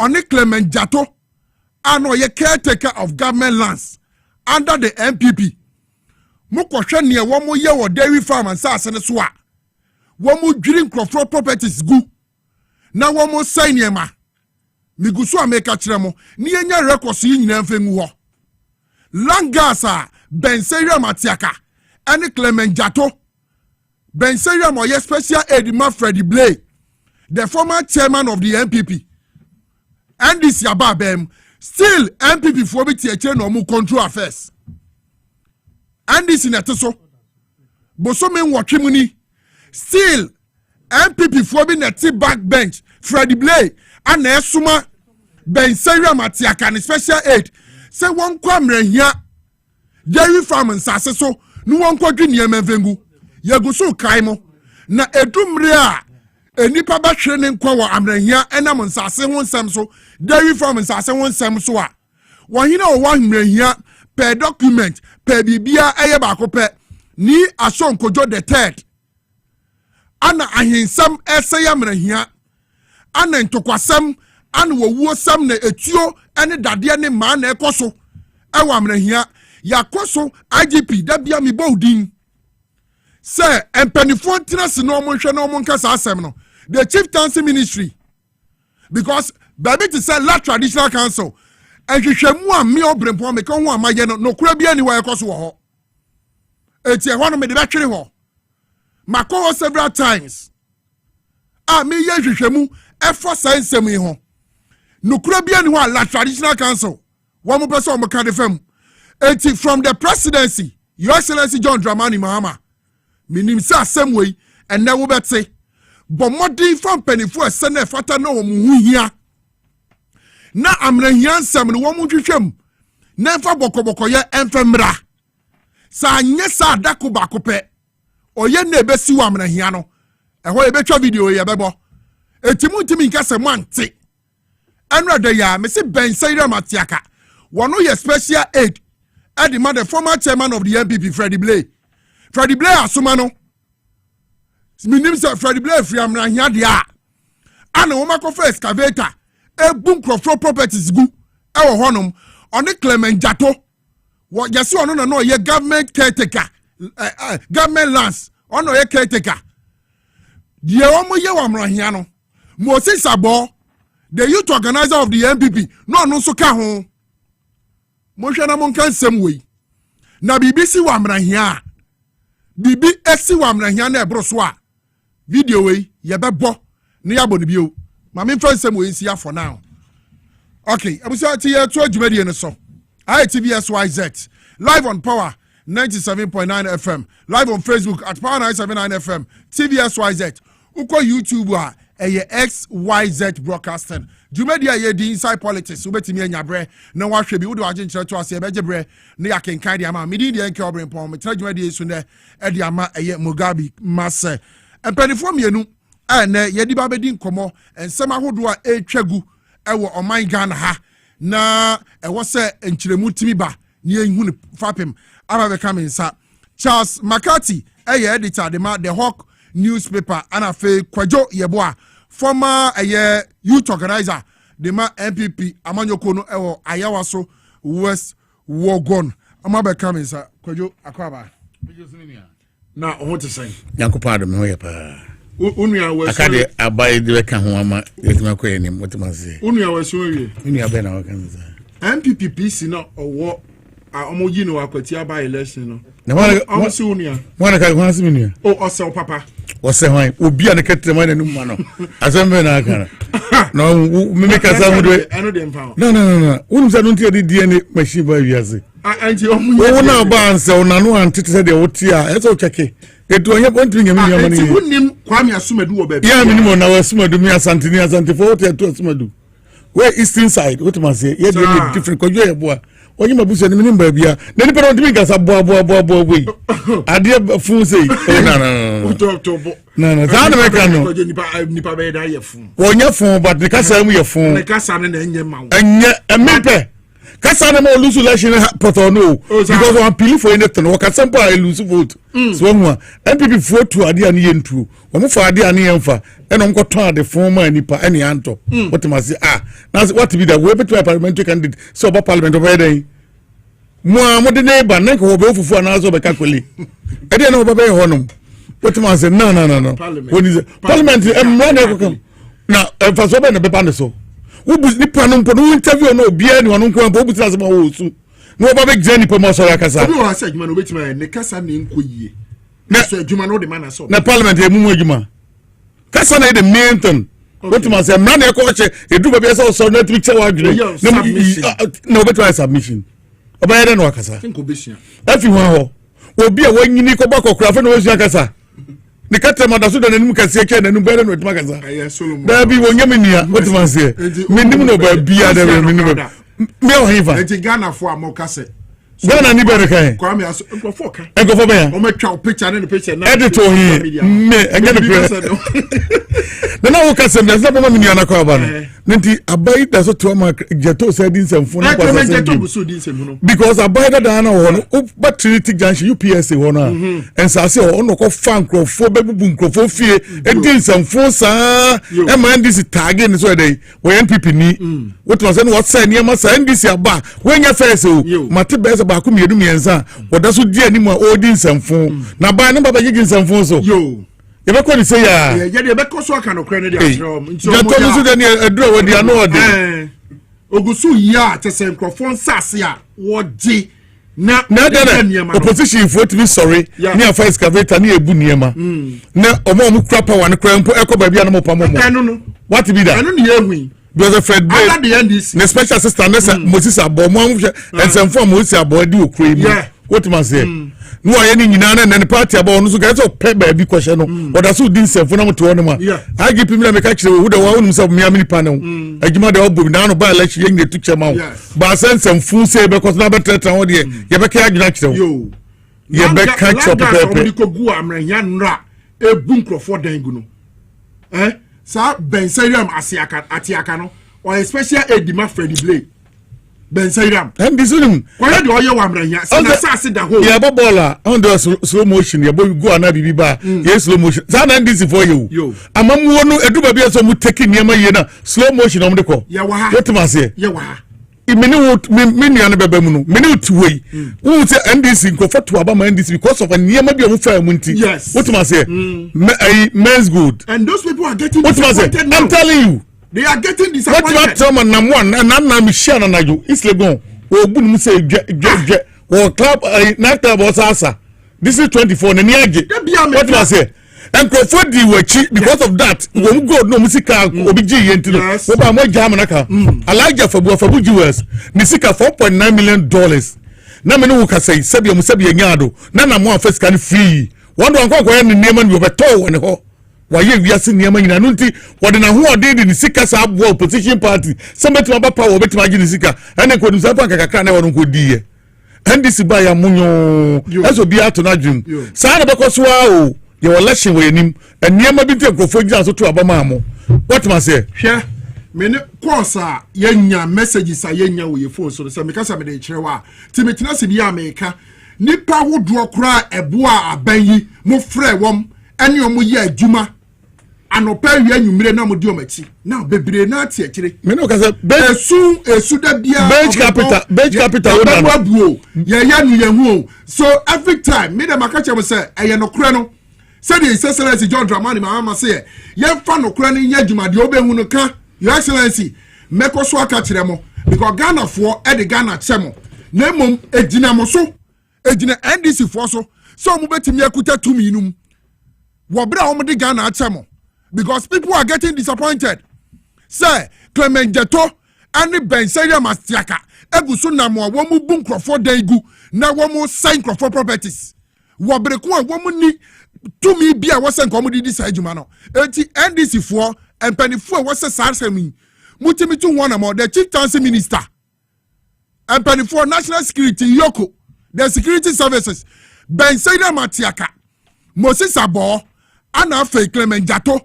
Okwa amrahia dairy farm no a die wo mo ye wo ho no enipa ewu enipa properties se NDC Ghana for to abama mo se mo beye na omo ho beto wom mo ntira ono mo nsu emere ne besa so mame ma Charles Makati akwaba oya di chade ma the Hawk newspaper Charles akwaba Obrempong na je say na meje so bibia boko the beard did not come. Nankupo ya na famu die. Akani ya nipa beye. Specifically with my boni panidi. Na say the Judas for aba. So mbe ton wo dia akoyo bo papa no maji. Enti no ona ma na wa hwe munzu. Just cause Rollins na kai o sabo bibe kawa no di na wutuma. Tini wa ni nanu so no. Ube no di wako ako jisika ko ere papa yi. Just u tumri card. They say moto wo ne krapoto sabem. I say watch ya. Enti wonam so a e wose won to boase. Na wota ya mpai. Watch ya na meji so. Intimate madam. Na ekoto na meji ya no coming. Intimate madam ho so. Na nipa nye. Ni di pa boni for na na boga na. Na be dia e bokwa bra wu nu anya odi be ko jisika ko ene papa yi. Woko. Just ye ba be din komo. Chief Justice aye you know. And reactions go so ba former Chief Justices bia ba be kasa lawyers ni bia ba be din komo. Wo mu nyina kire o madwene. Bebire kire o madwene say omo de saa de we ene omo tiri mo nsere. Na say saa bone anane ma omo susu say e boy bira eni senka Chief Justice ye no ye no. E mu nyadu to the sense say I was here, you know, just then I'll confirm. Meba honum. As a grower, Nipa do na yare. But almost a suit. Ekra titles in Tini. Obibe Kasi via the Papa Moana Modern Psychiatric Hospital. Marco Hena dream was a Bibia Pepe Pana. And Sanya become myself. But Messa Bahonum. Say now can lands. Yeah. Jato ni nasi for Jato eje juma mobi. Okay. Okay. Jato works for somebody. And ubi enim. Omo mo ye juma or lands commission him. Nipa Jato. Na lands commission. Obu ko ye nsase se benye lands commission. Who can watch the lands commission? Lands commission is ministry just say. True. Ya ka chebu so man we no mo say man we ministry ba ko ni mienu. Ya ka munti. Damfa. Now, last commission, last and natural resource ministry as you. Okay. Damfa. It's honorable Yimano Amakufi Boa. Antino. One year Bourano. Catcheno. A Hokrano. They were sending Mecca. Penibia were free last commission or the Abba ministry honum near one no crowns why you were here. And so I said what tema bonobo. The Abba Bebano. In some way, you be so or my Ghana Muano. Ese aban eye nema bi sei. Abusian sase. Obi nsase na obi di tumi. Yeah. Edije. Yeah. Odi yaw, abusian di yaw. O meso yeti yaw. Usisi obi no kese wa it will happen. Hwe damfa. Yes. Damfa ya damfa yi. Obi ji obi nsase. Ni asase ni de ntimi kasa ma ka hinaku Yeah. Beige capital. Or Jitamfa or Jiwobi. Or Jinipa or Tonipa Nipanas, I said the intimate to us in the Bonobo Kotras as an atom. Or the co police are policing car. Who the Koba Bromun Timinkan as a woman. Until Kuma Yeni come for. Only come for. Yeni pass we Yeni now Nisika bet to be a 3 month for a fella to say, would dear. Yeah, Bruwa Browso. Sana one mutie. But there were man for whom penny for and can you do to me assure Monsa Sombe ye Juma Bagana mine. We and some man, yes, they are sleeping on the jobs. In fact, they are benefiting from it. Okay. Because as I said 7 acres, in Tioboka me a command 1 acre. Boka could do 2 acres. What I say, Oboko this acres, we don't hear fee, say so ye Juma. We go pens I say to Hamanema. And my because of papa ne bobra enti ne sese wo ye no omo nhwe so nye but we saadie and the good ani mu ase ibi NDC fo bi e de omwaje amranya dairy farm sase no edi listen wo ho ebi ye mranimfo lawyers da me fa list ni sei no ye ben wo krom ha mo amawura dairy farm nyina mo sase empake wo bere ko amonim se munni wotena na modern to kwa modi oyenne modi basabasayo modi ahunahuna langas na modi hunahuna nkrofo your friends amrehia na da bia na ohiri nsunu gugem because complaints nkwa na ekọ no so emere ne beso cha asenko former chief justice Araba yeah me try mu studio ha and me can say yenya establish prima facie against you we a former chief justice. So prima facie in Kwan. Yeah, not the two see enough evidence. Yeah, not you see you establish prima facie case against you are gonna make no studio. It's not me then my friend the former chief justice. No, yes suspended no cry. Oh yeah, she was former chief justice in my mind. Today I stand vindicated because na do bit to me about. And now, by this time, you can't one fire camera. Police now know dignity. They are redrawn. I buying fear with Tim. That is what I want to hear, and not a matter of threshold. And your hypocrisy. And your nyachum. Now, abna buafuwadi. Minimum ya meka treno. Ebi agana for you the fee. So fire abna buafuwa. Akufu. Akufu. Or no single person and a determined prima facie case in the case of Charlotte Osei Onope as a chief justice. And only there was enough threshold, there was enough reason. Council of State members, me the main fan is only nipa 10 in Poa. Yes. But there are more than 10 because originally there were 1 rep. And the emphasis only 20 in Poa, nipa 20. I take a decision. Also, nkwaa de na we take yen wo tinu wa dwe no dɔɔso wo nyansa nipa 20 wo nya before boko. No, how would you want to project yourself like that? As if say nyankopɔn bo wiase adwe no nyansa no wo pɛ no di ma. Because it is not you, it shouldn't be anybody. You see, when you obi a why chief justice da onime mrati mrase nyime ade ye kano ye see mo kano conflict of interest. Yes. One, or recusing no ho abra Council of State ekwa take a decision on the matter of prima facie. Yes. One take part because no way you at was so be could dia dance here ama Araba. Oh, okay. Okay. Eti prima facie na Council of State etimi establish what no can be. Okay, good. She did not take part.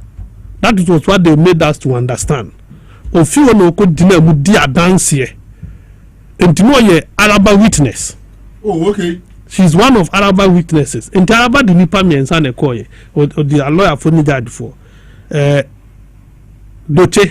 Yes, Doche Kobi. Okay. Kwese ni ye boa. Okay. Now akwese fi fast wo di $5 million bribe. Obi a wo bribe $5 million bribe ta wo 200 million ya no o se mi ko di ade so obi awia da o se mi na me kwa go di adanse It's so bad this and for no what's the who's a good. It was a better cast who watch $5 million. Want to make you one than with the call retirement. So I need Pammy and Sawi. So for a kufa or no transi, a my Pam Charlotte say with the same article 146 and ne or no catcher Ghana for said the threshold. Now journalists know your interview no. With all due respect, you could have asked her, what kind of threshold that? What do you mean? In Ghana's constitution, a here defining threshold. Who we are, where we are. Yes. Who can far punching? The judge has a discretion. Oh yeah. Say 5 to 10 years. 1 to 10 years. No, are deciding no debemount. Ebia or consider certain factors. It is all make a threshold. Then a threshold. In her mind, or see be a light. The allegations are lighter. Yes. Yet Tigana ha. Ena Sofia Kufu. A jelly muntie 3-4. Yes. Or the sentence muntie 3-4. Or more 3 months. 4 months. Yes. Is it 6 months? No, she gave them 4 months imprisonment. Okay. And of finding each 30,000. We are not finding radio owners, the frequency owners, and see that ever gonna say contempt. Yatra ha yakayasem. Na yakasemetia obi. Na yachi contempt. Na ya find frequency owners. Yes, they actually find the frequency owners. They find all of them. So for Yakufu, see, Atuahoe must be brought to the court. Yeah. And the uncle too, he came to court working with the working staff. Omo kate is papa ne yare. Or see that be this papa no back court. What? Wait. And ono betray. At the same time, under Omo, a man for be bold at court. Epam judge or painful.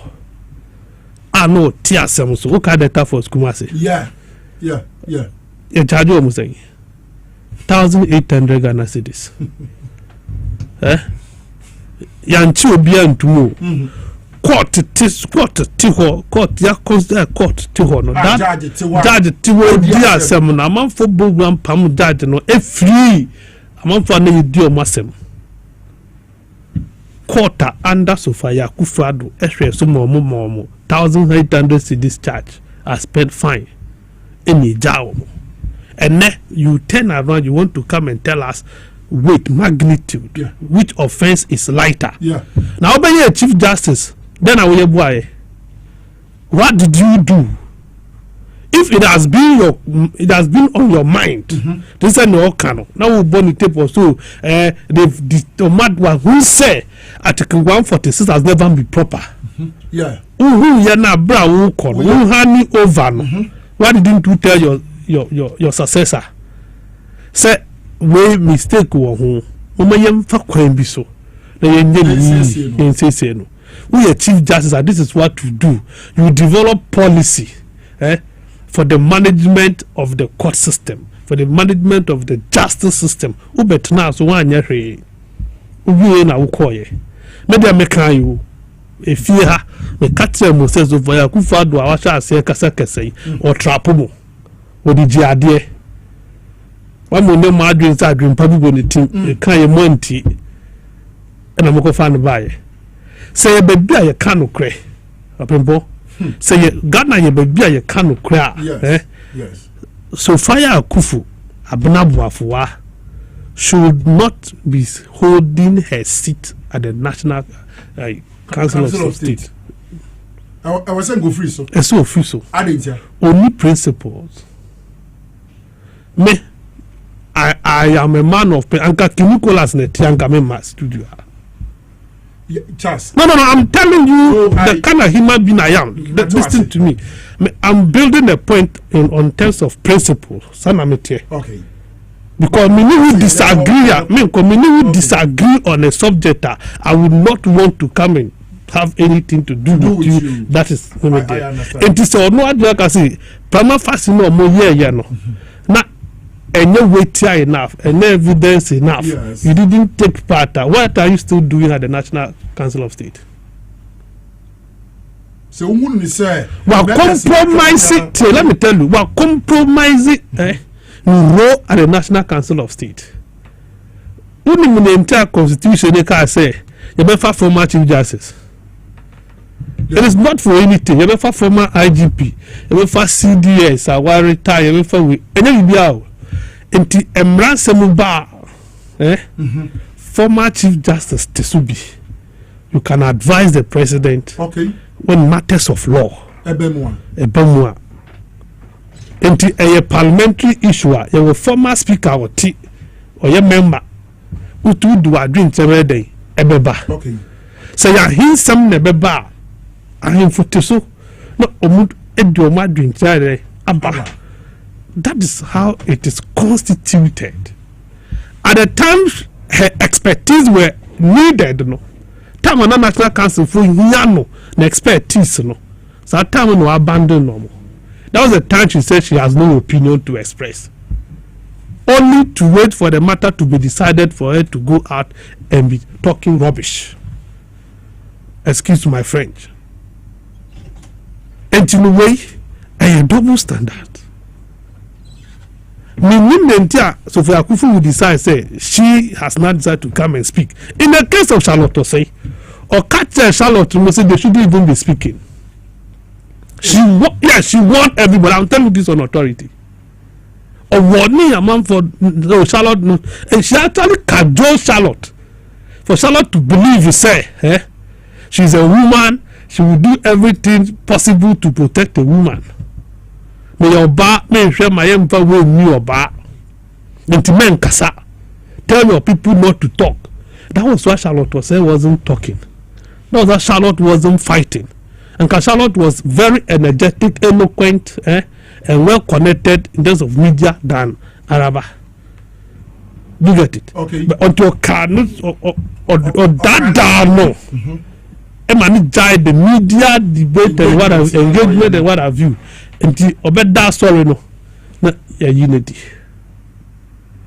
And it's just not to fight it because on feel say a juma. Yes. And the main one. Until one of family was done at a point in time, I will definitely retire. Sure. But about the or say no one.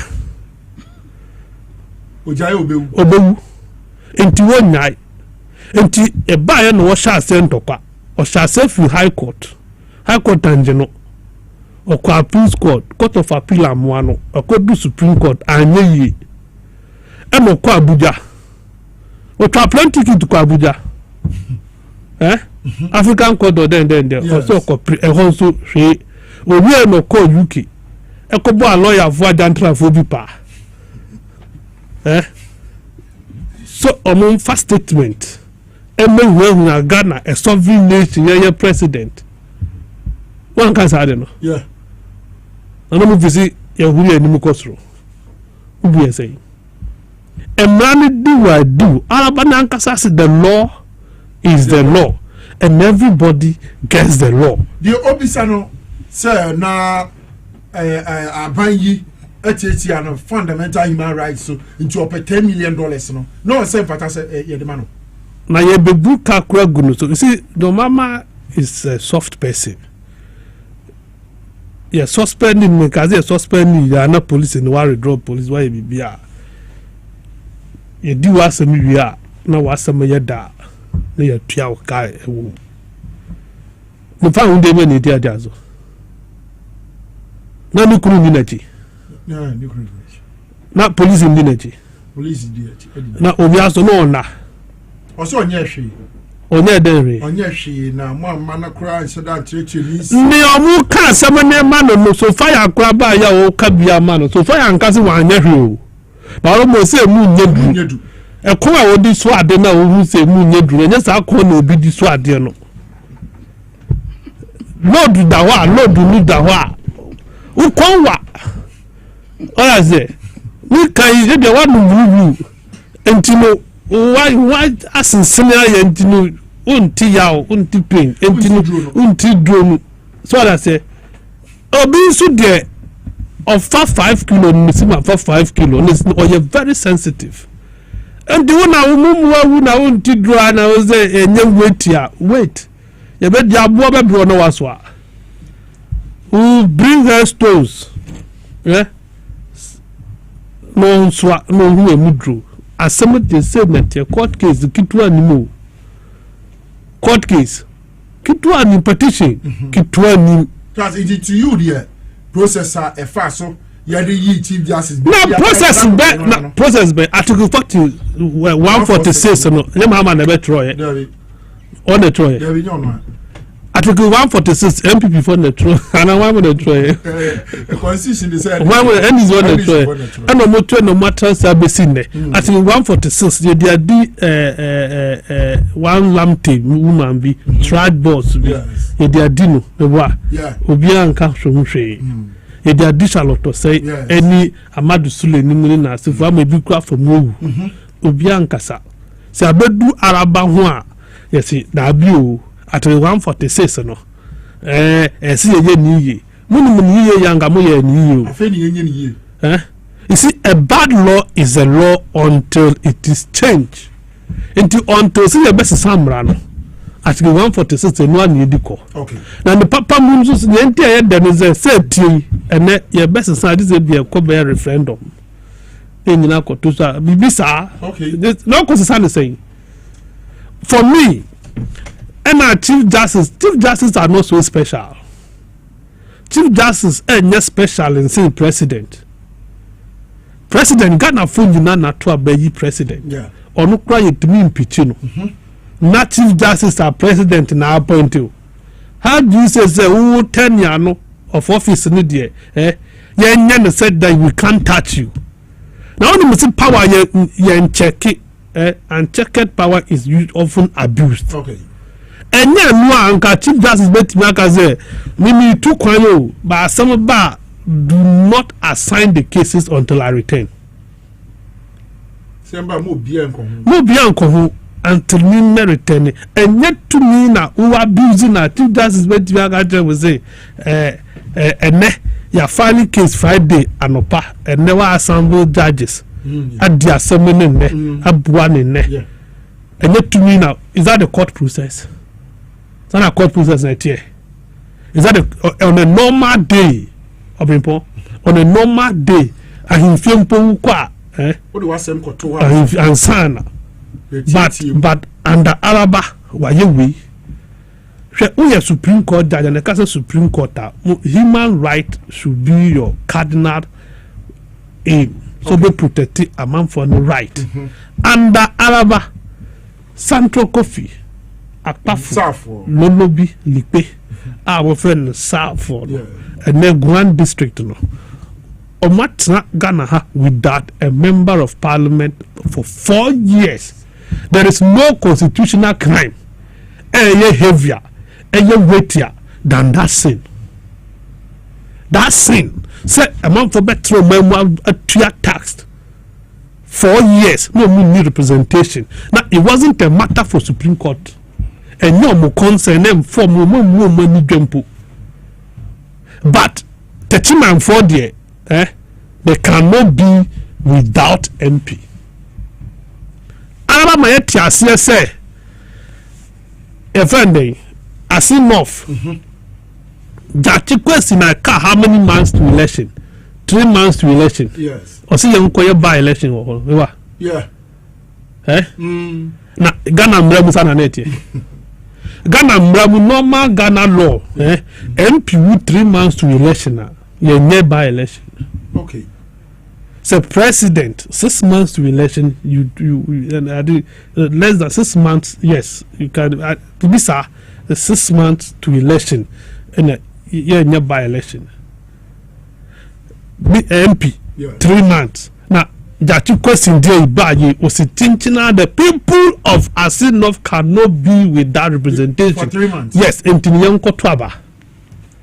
Why when you marry now so far ya abnabo of well kufu be catch Ghana for say and someone you dia tono so emu yedru Goliath. When I was so near my moodru and to be found you share visa biscuit no so ana Nobody will tell us what to do. What is good for the goose is good for the gander. Araba won't come back again, and the good news is that Araba will not even sit on the bench as a judge. The judicial career, I aspire, and in fact, I am happy.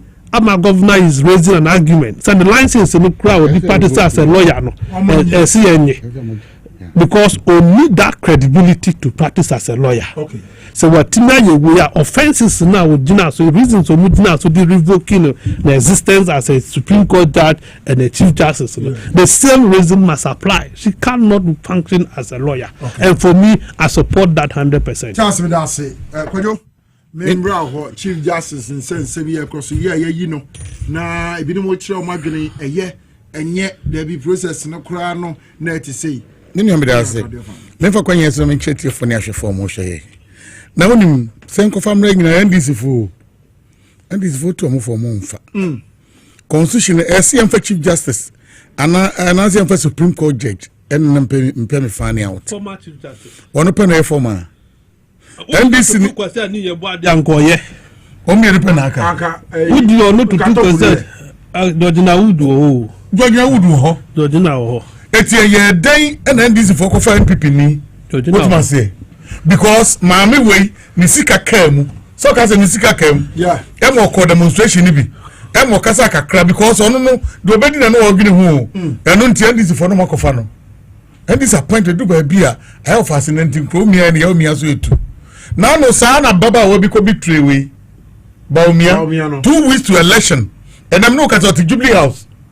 Where a senior special what advisor to Diana. Presidential aid. Only the seniors on the DNS. Senior presidential aid. Obamu 2 weeks. Because of what can't be about me. It's more fun. A dear will be a water on my and near my. You'll bet me so as I can. As President John Dramani Mahama and a penny or walk a year. To a cohort who be an officer home for so on the same. Yes, or what's not one more. And this in me, more yama way, other than chaplain. A friend is a crampo. If it's a free anchor. That's all or chaplain by force of first house because the management. A conform blade to fear Kokuba him, conform blade to fear. Appoint on my Baba where dear input your day. What dear man because of what betrayed about me but 2 weeks. What become about actually, you have 2 weeks of a can for so many to buy. And for Shiama, as we know, because I was supposed to or give big perfu or allowances in any manema will not benefit. Baba I use an argument and they beat NDC for goofy or my Juma 12 8 years now the day that's all be an appointment. Mammy will cock a penny sicker.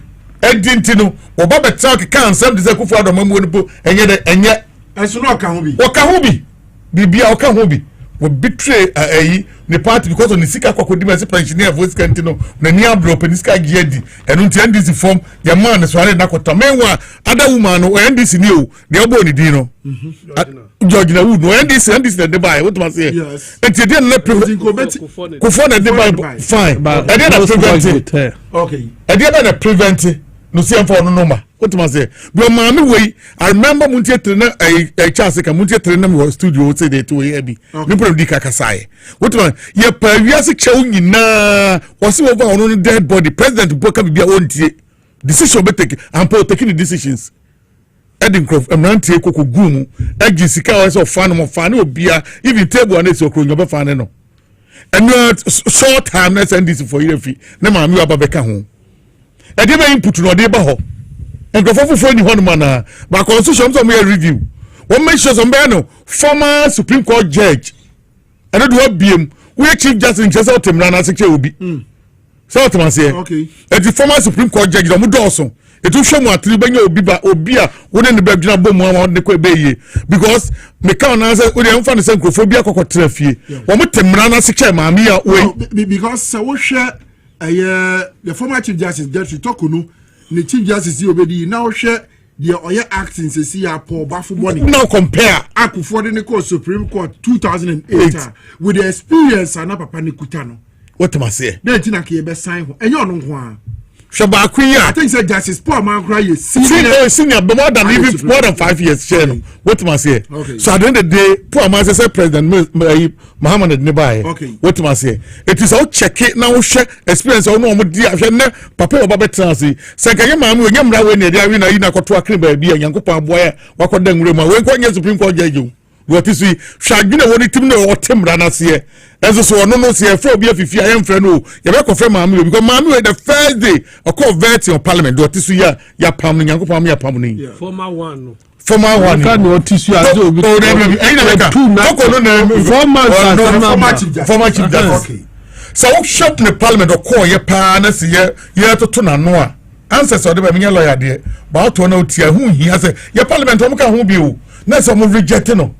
And no man is in the cocotra. Why would him Ghana? You are here, man. That's what I'm be in a war then. No close numbers. You pick it close. And this is for the post. Sorry, so there be man qualified. You answer questions in here. When this was lawyers, a cuckoo damotin near Massey. What must say? And a man on the process. Only on this back attitude. Because I'm sure Theodore, sorry, so I wanna. Of course, Supreme Court. Tell you sorry. Michelle, of course, Supreme Court. Or not some to her. Mammy Church and Zakola. Papa church and Yemen consider we don't can be a benim. One on the team crown of a count must say. And then this for the group be a deal NPP for the sono. Menokas appointment the NPP for the Sukuta. Omukremo Omudeko. Would airport my monasus. O Siosa this year. What must say? And then this in your question as say this in the post on Wambo were pretending for Arizona fuel. Obo biada what must say? I had an this in the question NPP niase. Adentia. Obo biada na question baby for. I had an question baby for. I had never put on the question as a deputy.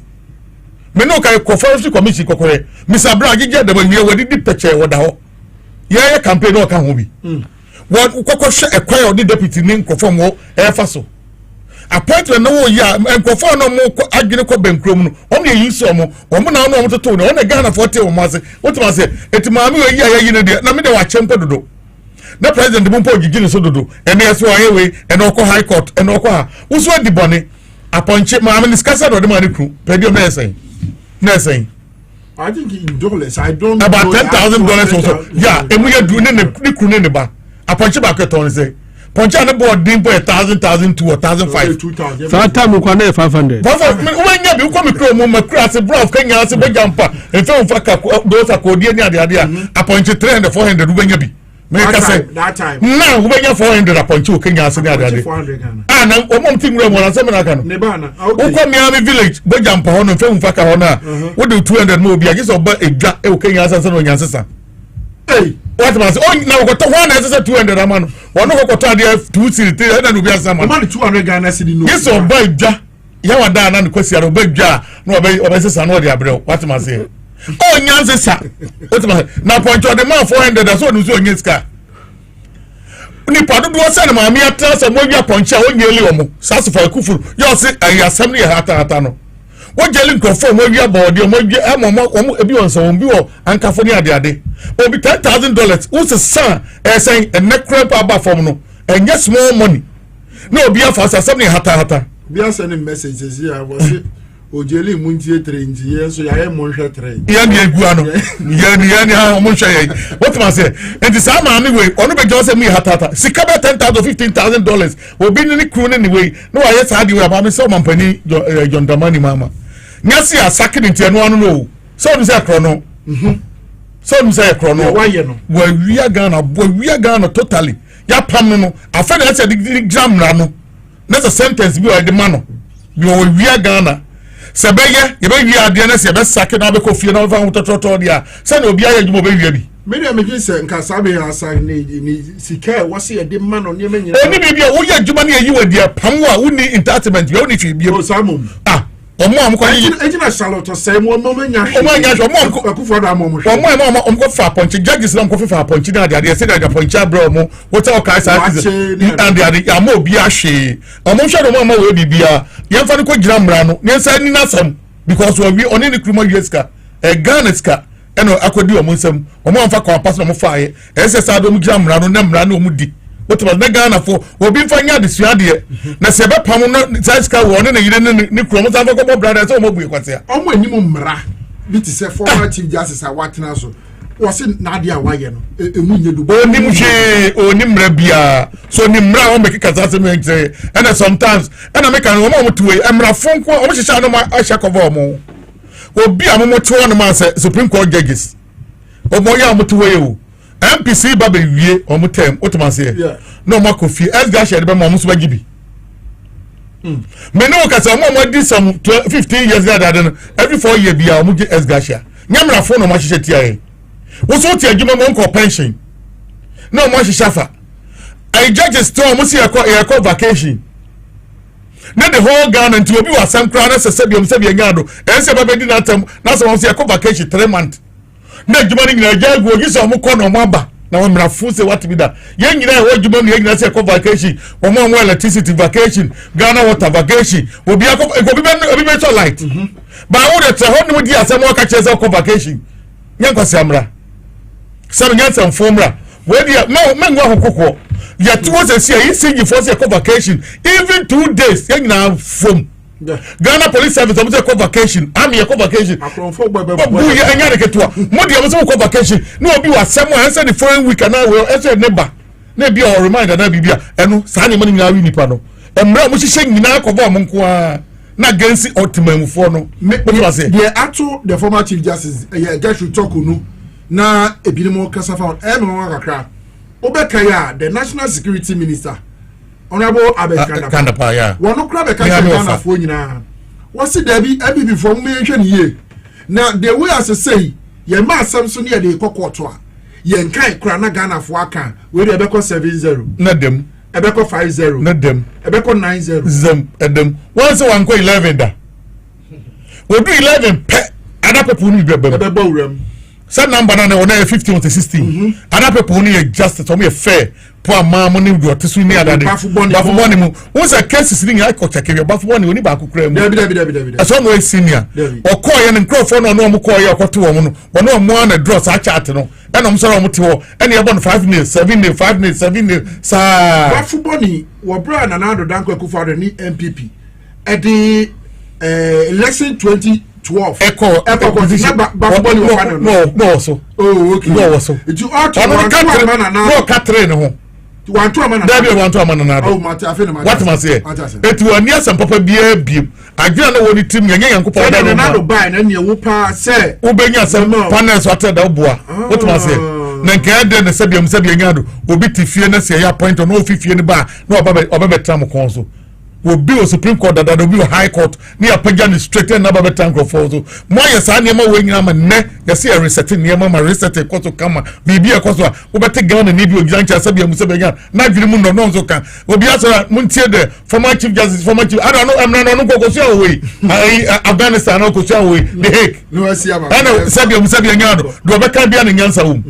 Sata mano no ko open sika gie din die ka no wokabi edu se dem na papa ka de ande wako gina wansa na ewe na Charles McCarthy kan muntie trade na mo ye obi se ni mu fie se man ka ne ma yi a ye beba ofie ho no baba tu fi eno bone be a obi ka we ni ye be power chow from radio to radio ni nyina chusu bi ntie se de Charles what ma yenji class no yenji police no yenji bibi biara ba there's no need se be sa aka se anyi o the day na ye uzo udi ohene na sie ohini otumfo so tuwa na nim ona na yi mpabo afi na ase ni akoto mpabo na to aguda na kiwa that moment onye ohini bi ti ade bi e mo bi ase yeje efie na wotem no na no me check se no ase se oda so wono mpake ye ase security for ko ni magu abonten no pedan fofo awa he na no nti ba bi anzo beta buy them ase mo make sure say ye be clear na fifie ni mu simple no nko ye na wie o wabebo Ghana dream na mrani ni yefo ne ntra mrani ni we also wabebo Ghana krono say wo Ghana mremu kran say wo han obi da na so obi tiwa ye say o ma bebo so many years ani ya mremu we wabebo krono ani ya pam no e di kronfo ya pam na entertain no ma me hide ena mre na so se kope fofo we nye so hide o ba so sabi so nya so abenye ska onko da busu afie ofi ba bia sa no bae kwajo mi da se yenko yen asemu a ene yari twato na afa ya sorry jumadi no so akwati by election Charles ye ba be ko ehonsem ABCD ye ko ni nyina di wie ye ebesi ye Michael Chibefi member of parliament for the people of New Jabin South was me MPP for Minia me Michael Ochibefi besi from Semra she bedwani ye we boss up acho asem no kan no wa just akwati ase de niam akwa police protection na bambo e course wo ho then na okade afakwati about election ni nsema nkrofo keka no Obrempong akwati ade before election na me wo me position say party me no candidates o mu choose ya no me nso sie no mo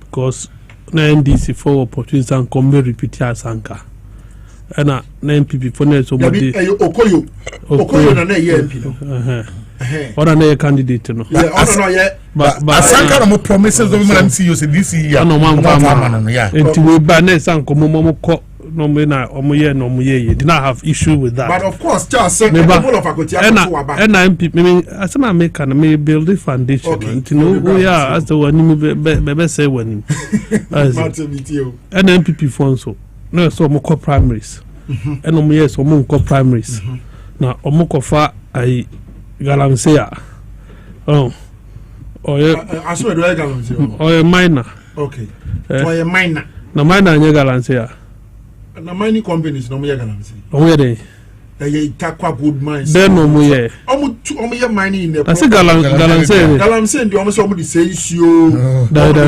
omo nyina to 2 cents omo nyina say ndua o sensase omo nyina yewi omo nyanze wono no omo ye nkwani entino eno makofa ne se wono di tueska wono tuesku fees be play entino wono gina mu ma party no ba no kwanya me anim ni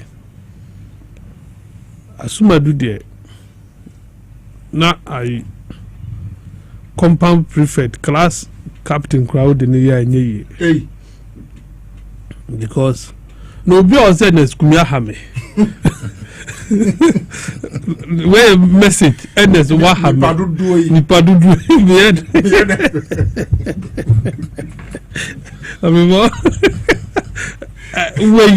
but oko promise obeto bob ni ade dia and American you see the choice of the candidate Kutia MPP a 1 and a 2 and then Bugama Yati say Omukwempo hotel manya bianam as a month for high hotel did guess and I could too and no national executives the Omanya Bimpanda or not in the Sikan as a fund koye into Sika Diabum. I won't find Koye Juma. Not obvious. But then we share your parliamentary numbers now. NDC no more 184 now 183 and MPP were 87 and you know obi bia opempun to duma bia no we definitely want to associate with the party in government because on our president on our majority definitely Akotia for wouldn't want to be and as the MPP so echna abamu 8 years no o man shada mo braba pa bia wa Akotia entina kwanyenye hwe ni ho metimi aboost si ye baaye ye beye nti mon hwe so na mon to abamaye there was nothing virtually nothing no ye wa Akotia ho okay enti the chief of staff okobo jandam bi wo kele that it was a smart this thing so obviously Akotia eno kwa ahimfie bi no ka say ahimfo wo mo ahimfo mensa no mo mra efficacy omo ye cabinet meeting omo meeting no mechanic omo pe the minister you see and that was the medicine okay it was the final blow that was the magic because him for no buy as omo betremu bi the information na contractors akọ ejuma when who wouldn't want to associate no that, you see entino na strategy na within na Akotia there we had the one na corner so yes NDC candidate do no nye popular but no ye better far better than the MPP candidate. The MPP candidate they have afase Santo so e bayira go yolodo bayira go yolodo ati ya bro that's my but sad to see but then me one interesting thing will be a kasa Azoka so any buga Masawood Amaya Tiasia say, or no Delta Force for us was no more Akotiaho. He has a video interview and no can win now. Masawood before Akotia. No, so Omoma MP before me, yeah, NDC for me, Boa Motor, some Boa more. Ablikmanov. Into me, very prepared.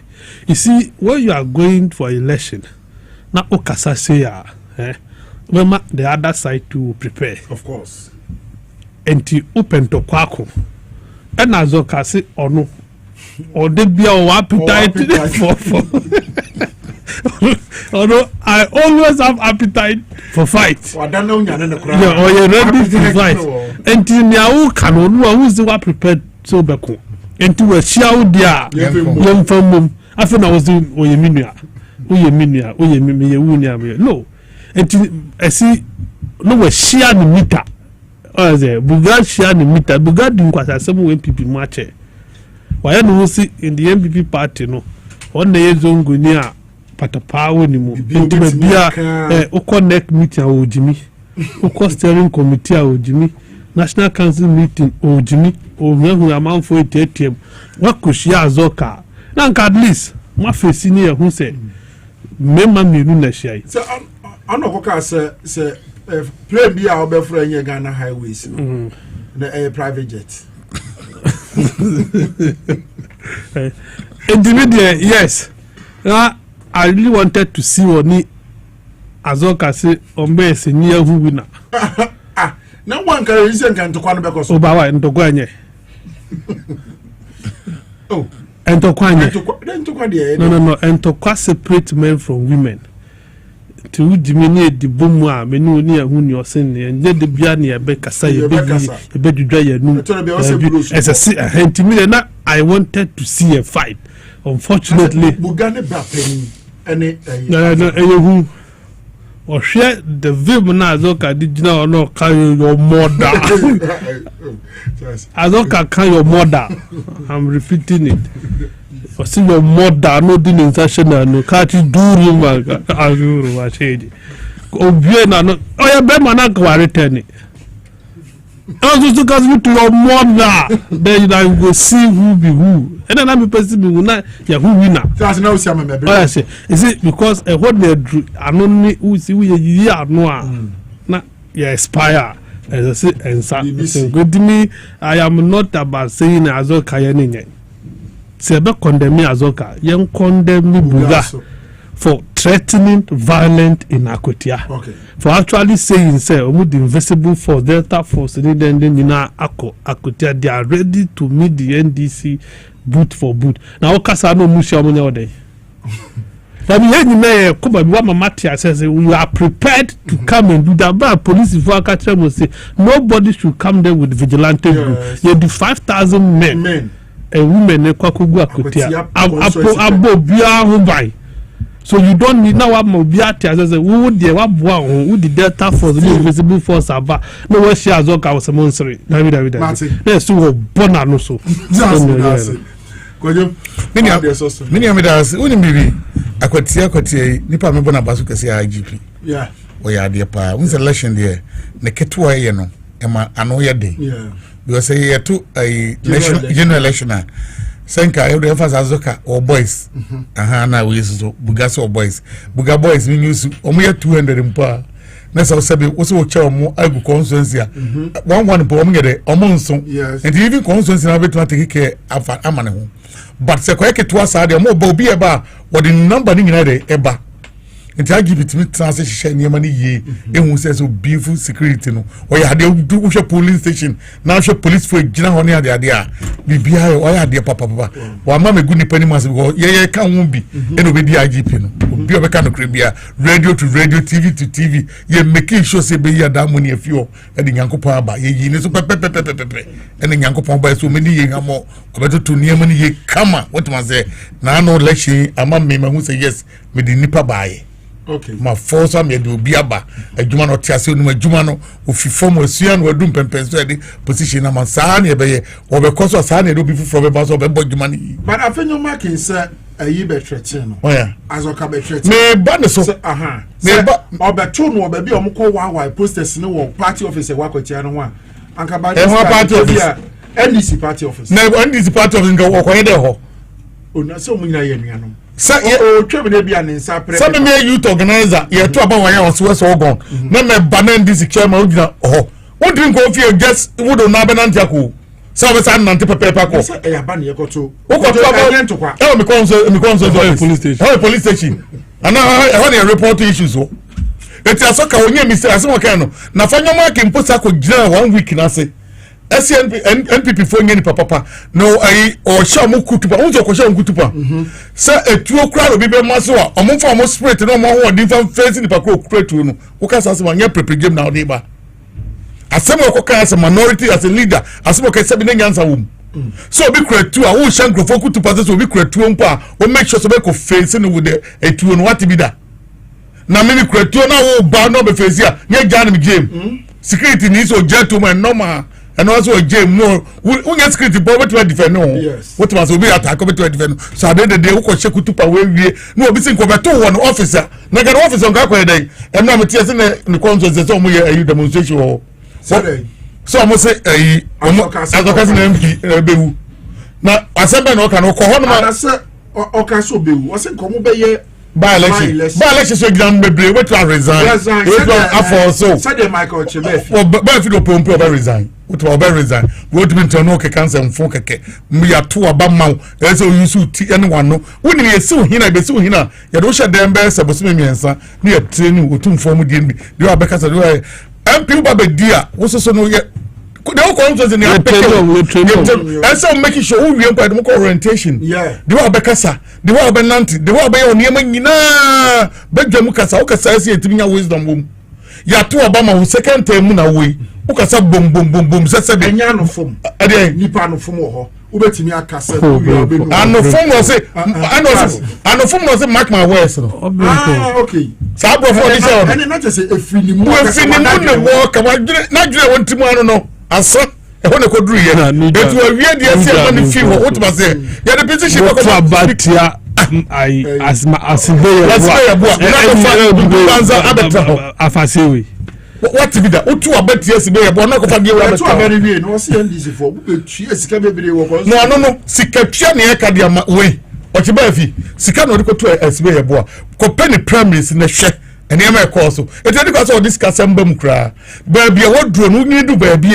Who soon about the sound near my Pagel do baby out to 2 near my ye, but as a certain MP, Nasha Jenny, or true for Nipa, and Raven with a contribution by Notbeko. It is so far as I know to the new two. Yet the crow women, former energy minister, Quadrant Kosokai. Yeah. Time or Juma no important time to say Nura, what Nigima did to Ampa and what the two from were gentle. Now the Wako Casa same way as Michael West. Not for the end to us, Kwakuma for a boy can be candy. Yan Tiasia and Tiasia, when they can, but they are trying the people of New Javan, so I said, oh, go to terms.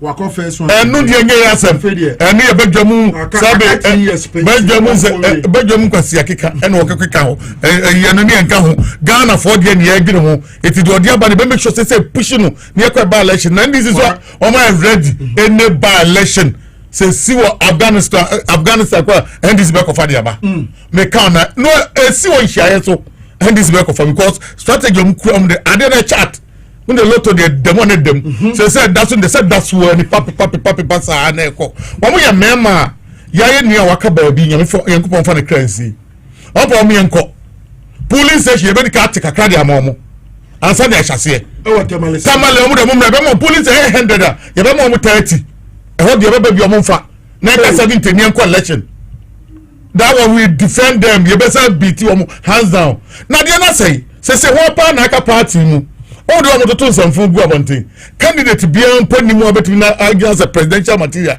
obi ani biom kojo wase ma kana se be na kure obi se nka 30 police station kura no obi enkoto ho odi abeto obi amomfa ye sabe ye campaign mu nyina amotuma wo se mo de what NPP obi enkoto okay and the vote no register mu ho no ye marking na fa mo nhyase what must say? Oh, now I am a come on, and chow me 70 nothing. No more the difference of about.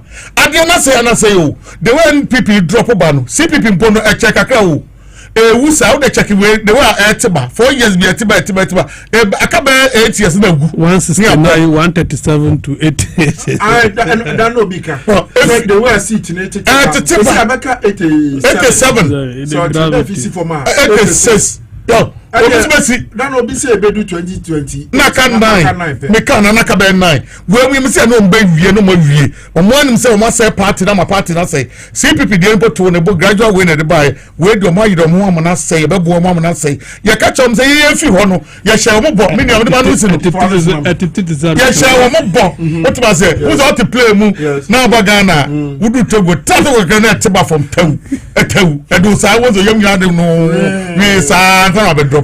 Saa ni ebe ye what man say et ba bia dia drone die person hwa mo ye fi ho no ye ka che mo say ye fi ho no ye be gu na ansa na se bi nyam be fra ye gu no so pepe me bi sa tra asem yi obi ka kire me say enu ade ya pani pa o ame okama mo yi onye ni sini but o ka kire me say de MPP di bia o gina sesi ya no omo presidential promise on be ko no 2026 January 31st no NDC ni contest o be win o NDC ni NDC for mo yom ti no say chief of staff ana ekopoku say go for me no mo se mo muti na pie ye obi abeko di first o say dabra ho o di no mo na ona boy ekopoku simple obaye flyer o MPP say na why na be timi go dey me dance enti we no e be no to compete with san go for mba ko e wo national me dance ontimi me dance abusia aha ne yade eye adwumadie ni nyina eba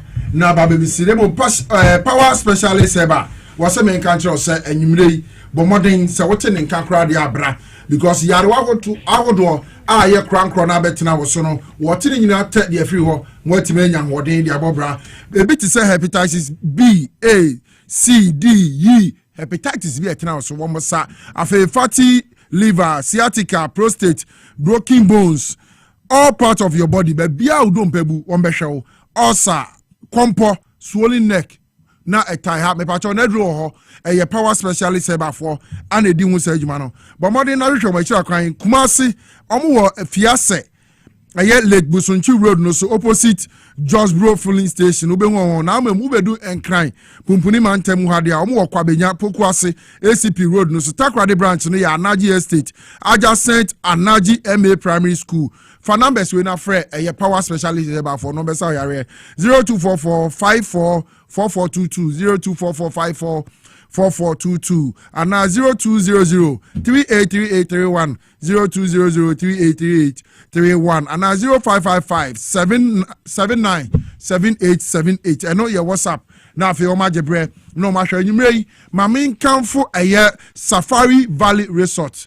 Safari Valley Eco Resort. Ewedu krom any ewukugwa mpatem akiapem ha ya o drive efin kran de akwa wacha ye 30 minutes e wose otimi kodru ho uwura ho na obehu sampa baby ede baby ehwam the serene environment se wo hwe said ye wo masiesie eye Safari Valley Eco Resort ehwo ye kama wone wo yere woni wadanfo woni abusua mokwa wo man-made lake wo mo ba bi o masiesie no a ayese emoa wo ho emoa mo nkanipa wo mo mpimnipa wo mo nhanipa wo mo wo ho wo feel the natural environment ewo Safari Valley Eco Resort bo modern ko ho na fe se wo koye wedding wo koye yie wo koye conference dwumade bi a wo kwakodi wo ba hu sampa wanya ba bi pa eho hwam eho ye kama na eho ede na fe wabo modern na wadi ujumedie bia ho bo modern afa number we na frɛ Safari Valley Eco Resort for so 0596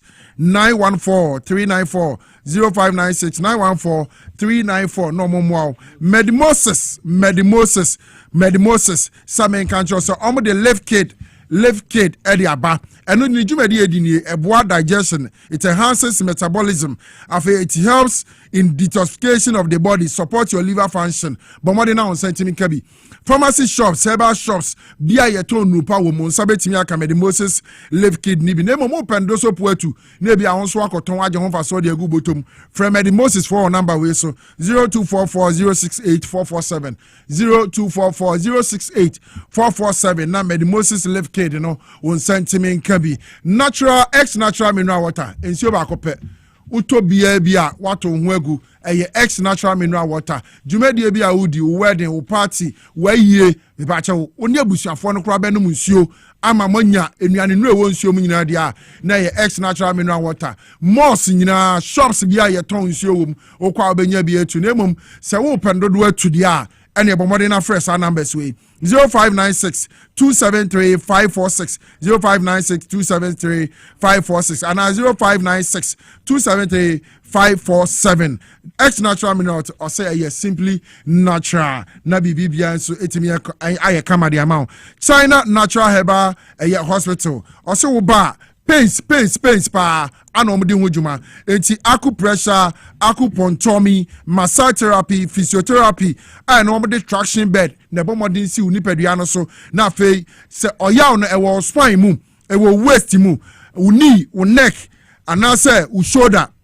baby bia oya obi ase wo nipadua nim na wuntimi hunu baby ehye no mepacha China Natural Herbal Hospital ebetimi aboa yarewa hodo bi nso ti say diabetes, high blood pressure, numbness, burning sensation, insomnia, prostate, menstrual disorder and arthritis ne ulcer sa yarewa nyina nso wo moje bre na o masa sa yarewa nyina wo China Natural Herbal Hospital ube hu o machi akwan opoku ase ACP Kwabenya Road no so behind the Star Oil asama omo aje kwadwo Samia J Street no so opposite New Queen's Court School and also what asama telephone numbers abenya China Natural Herbal Hospital e was so 0244 435 763 0244 435 763 and 0243 715 004 0243 715 004 China Natural Herbal Hospital was say wo bomodena se wo ba baby a pains wo bia abusia mo baje bre normal saw yare happy birthday we FN Koma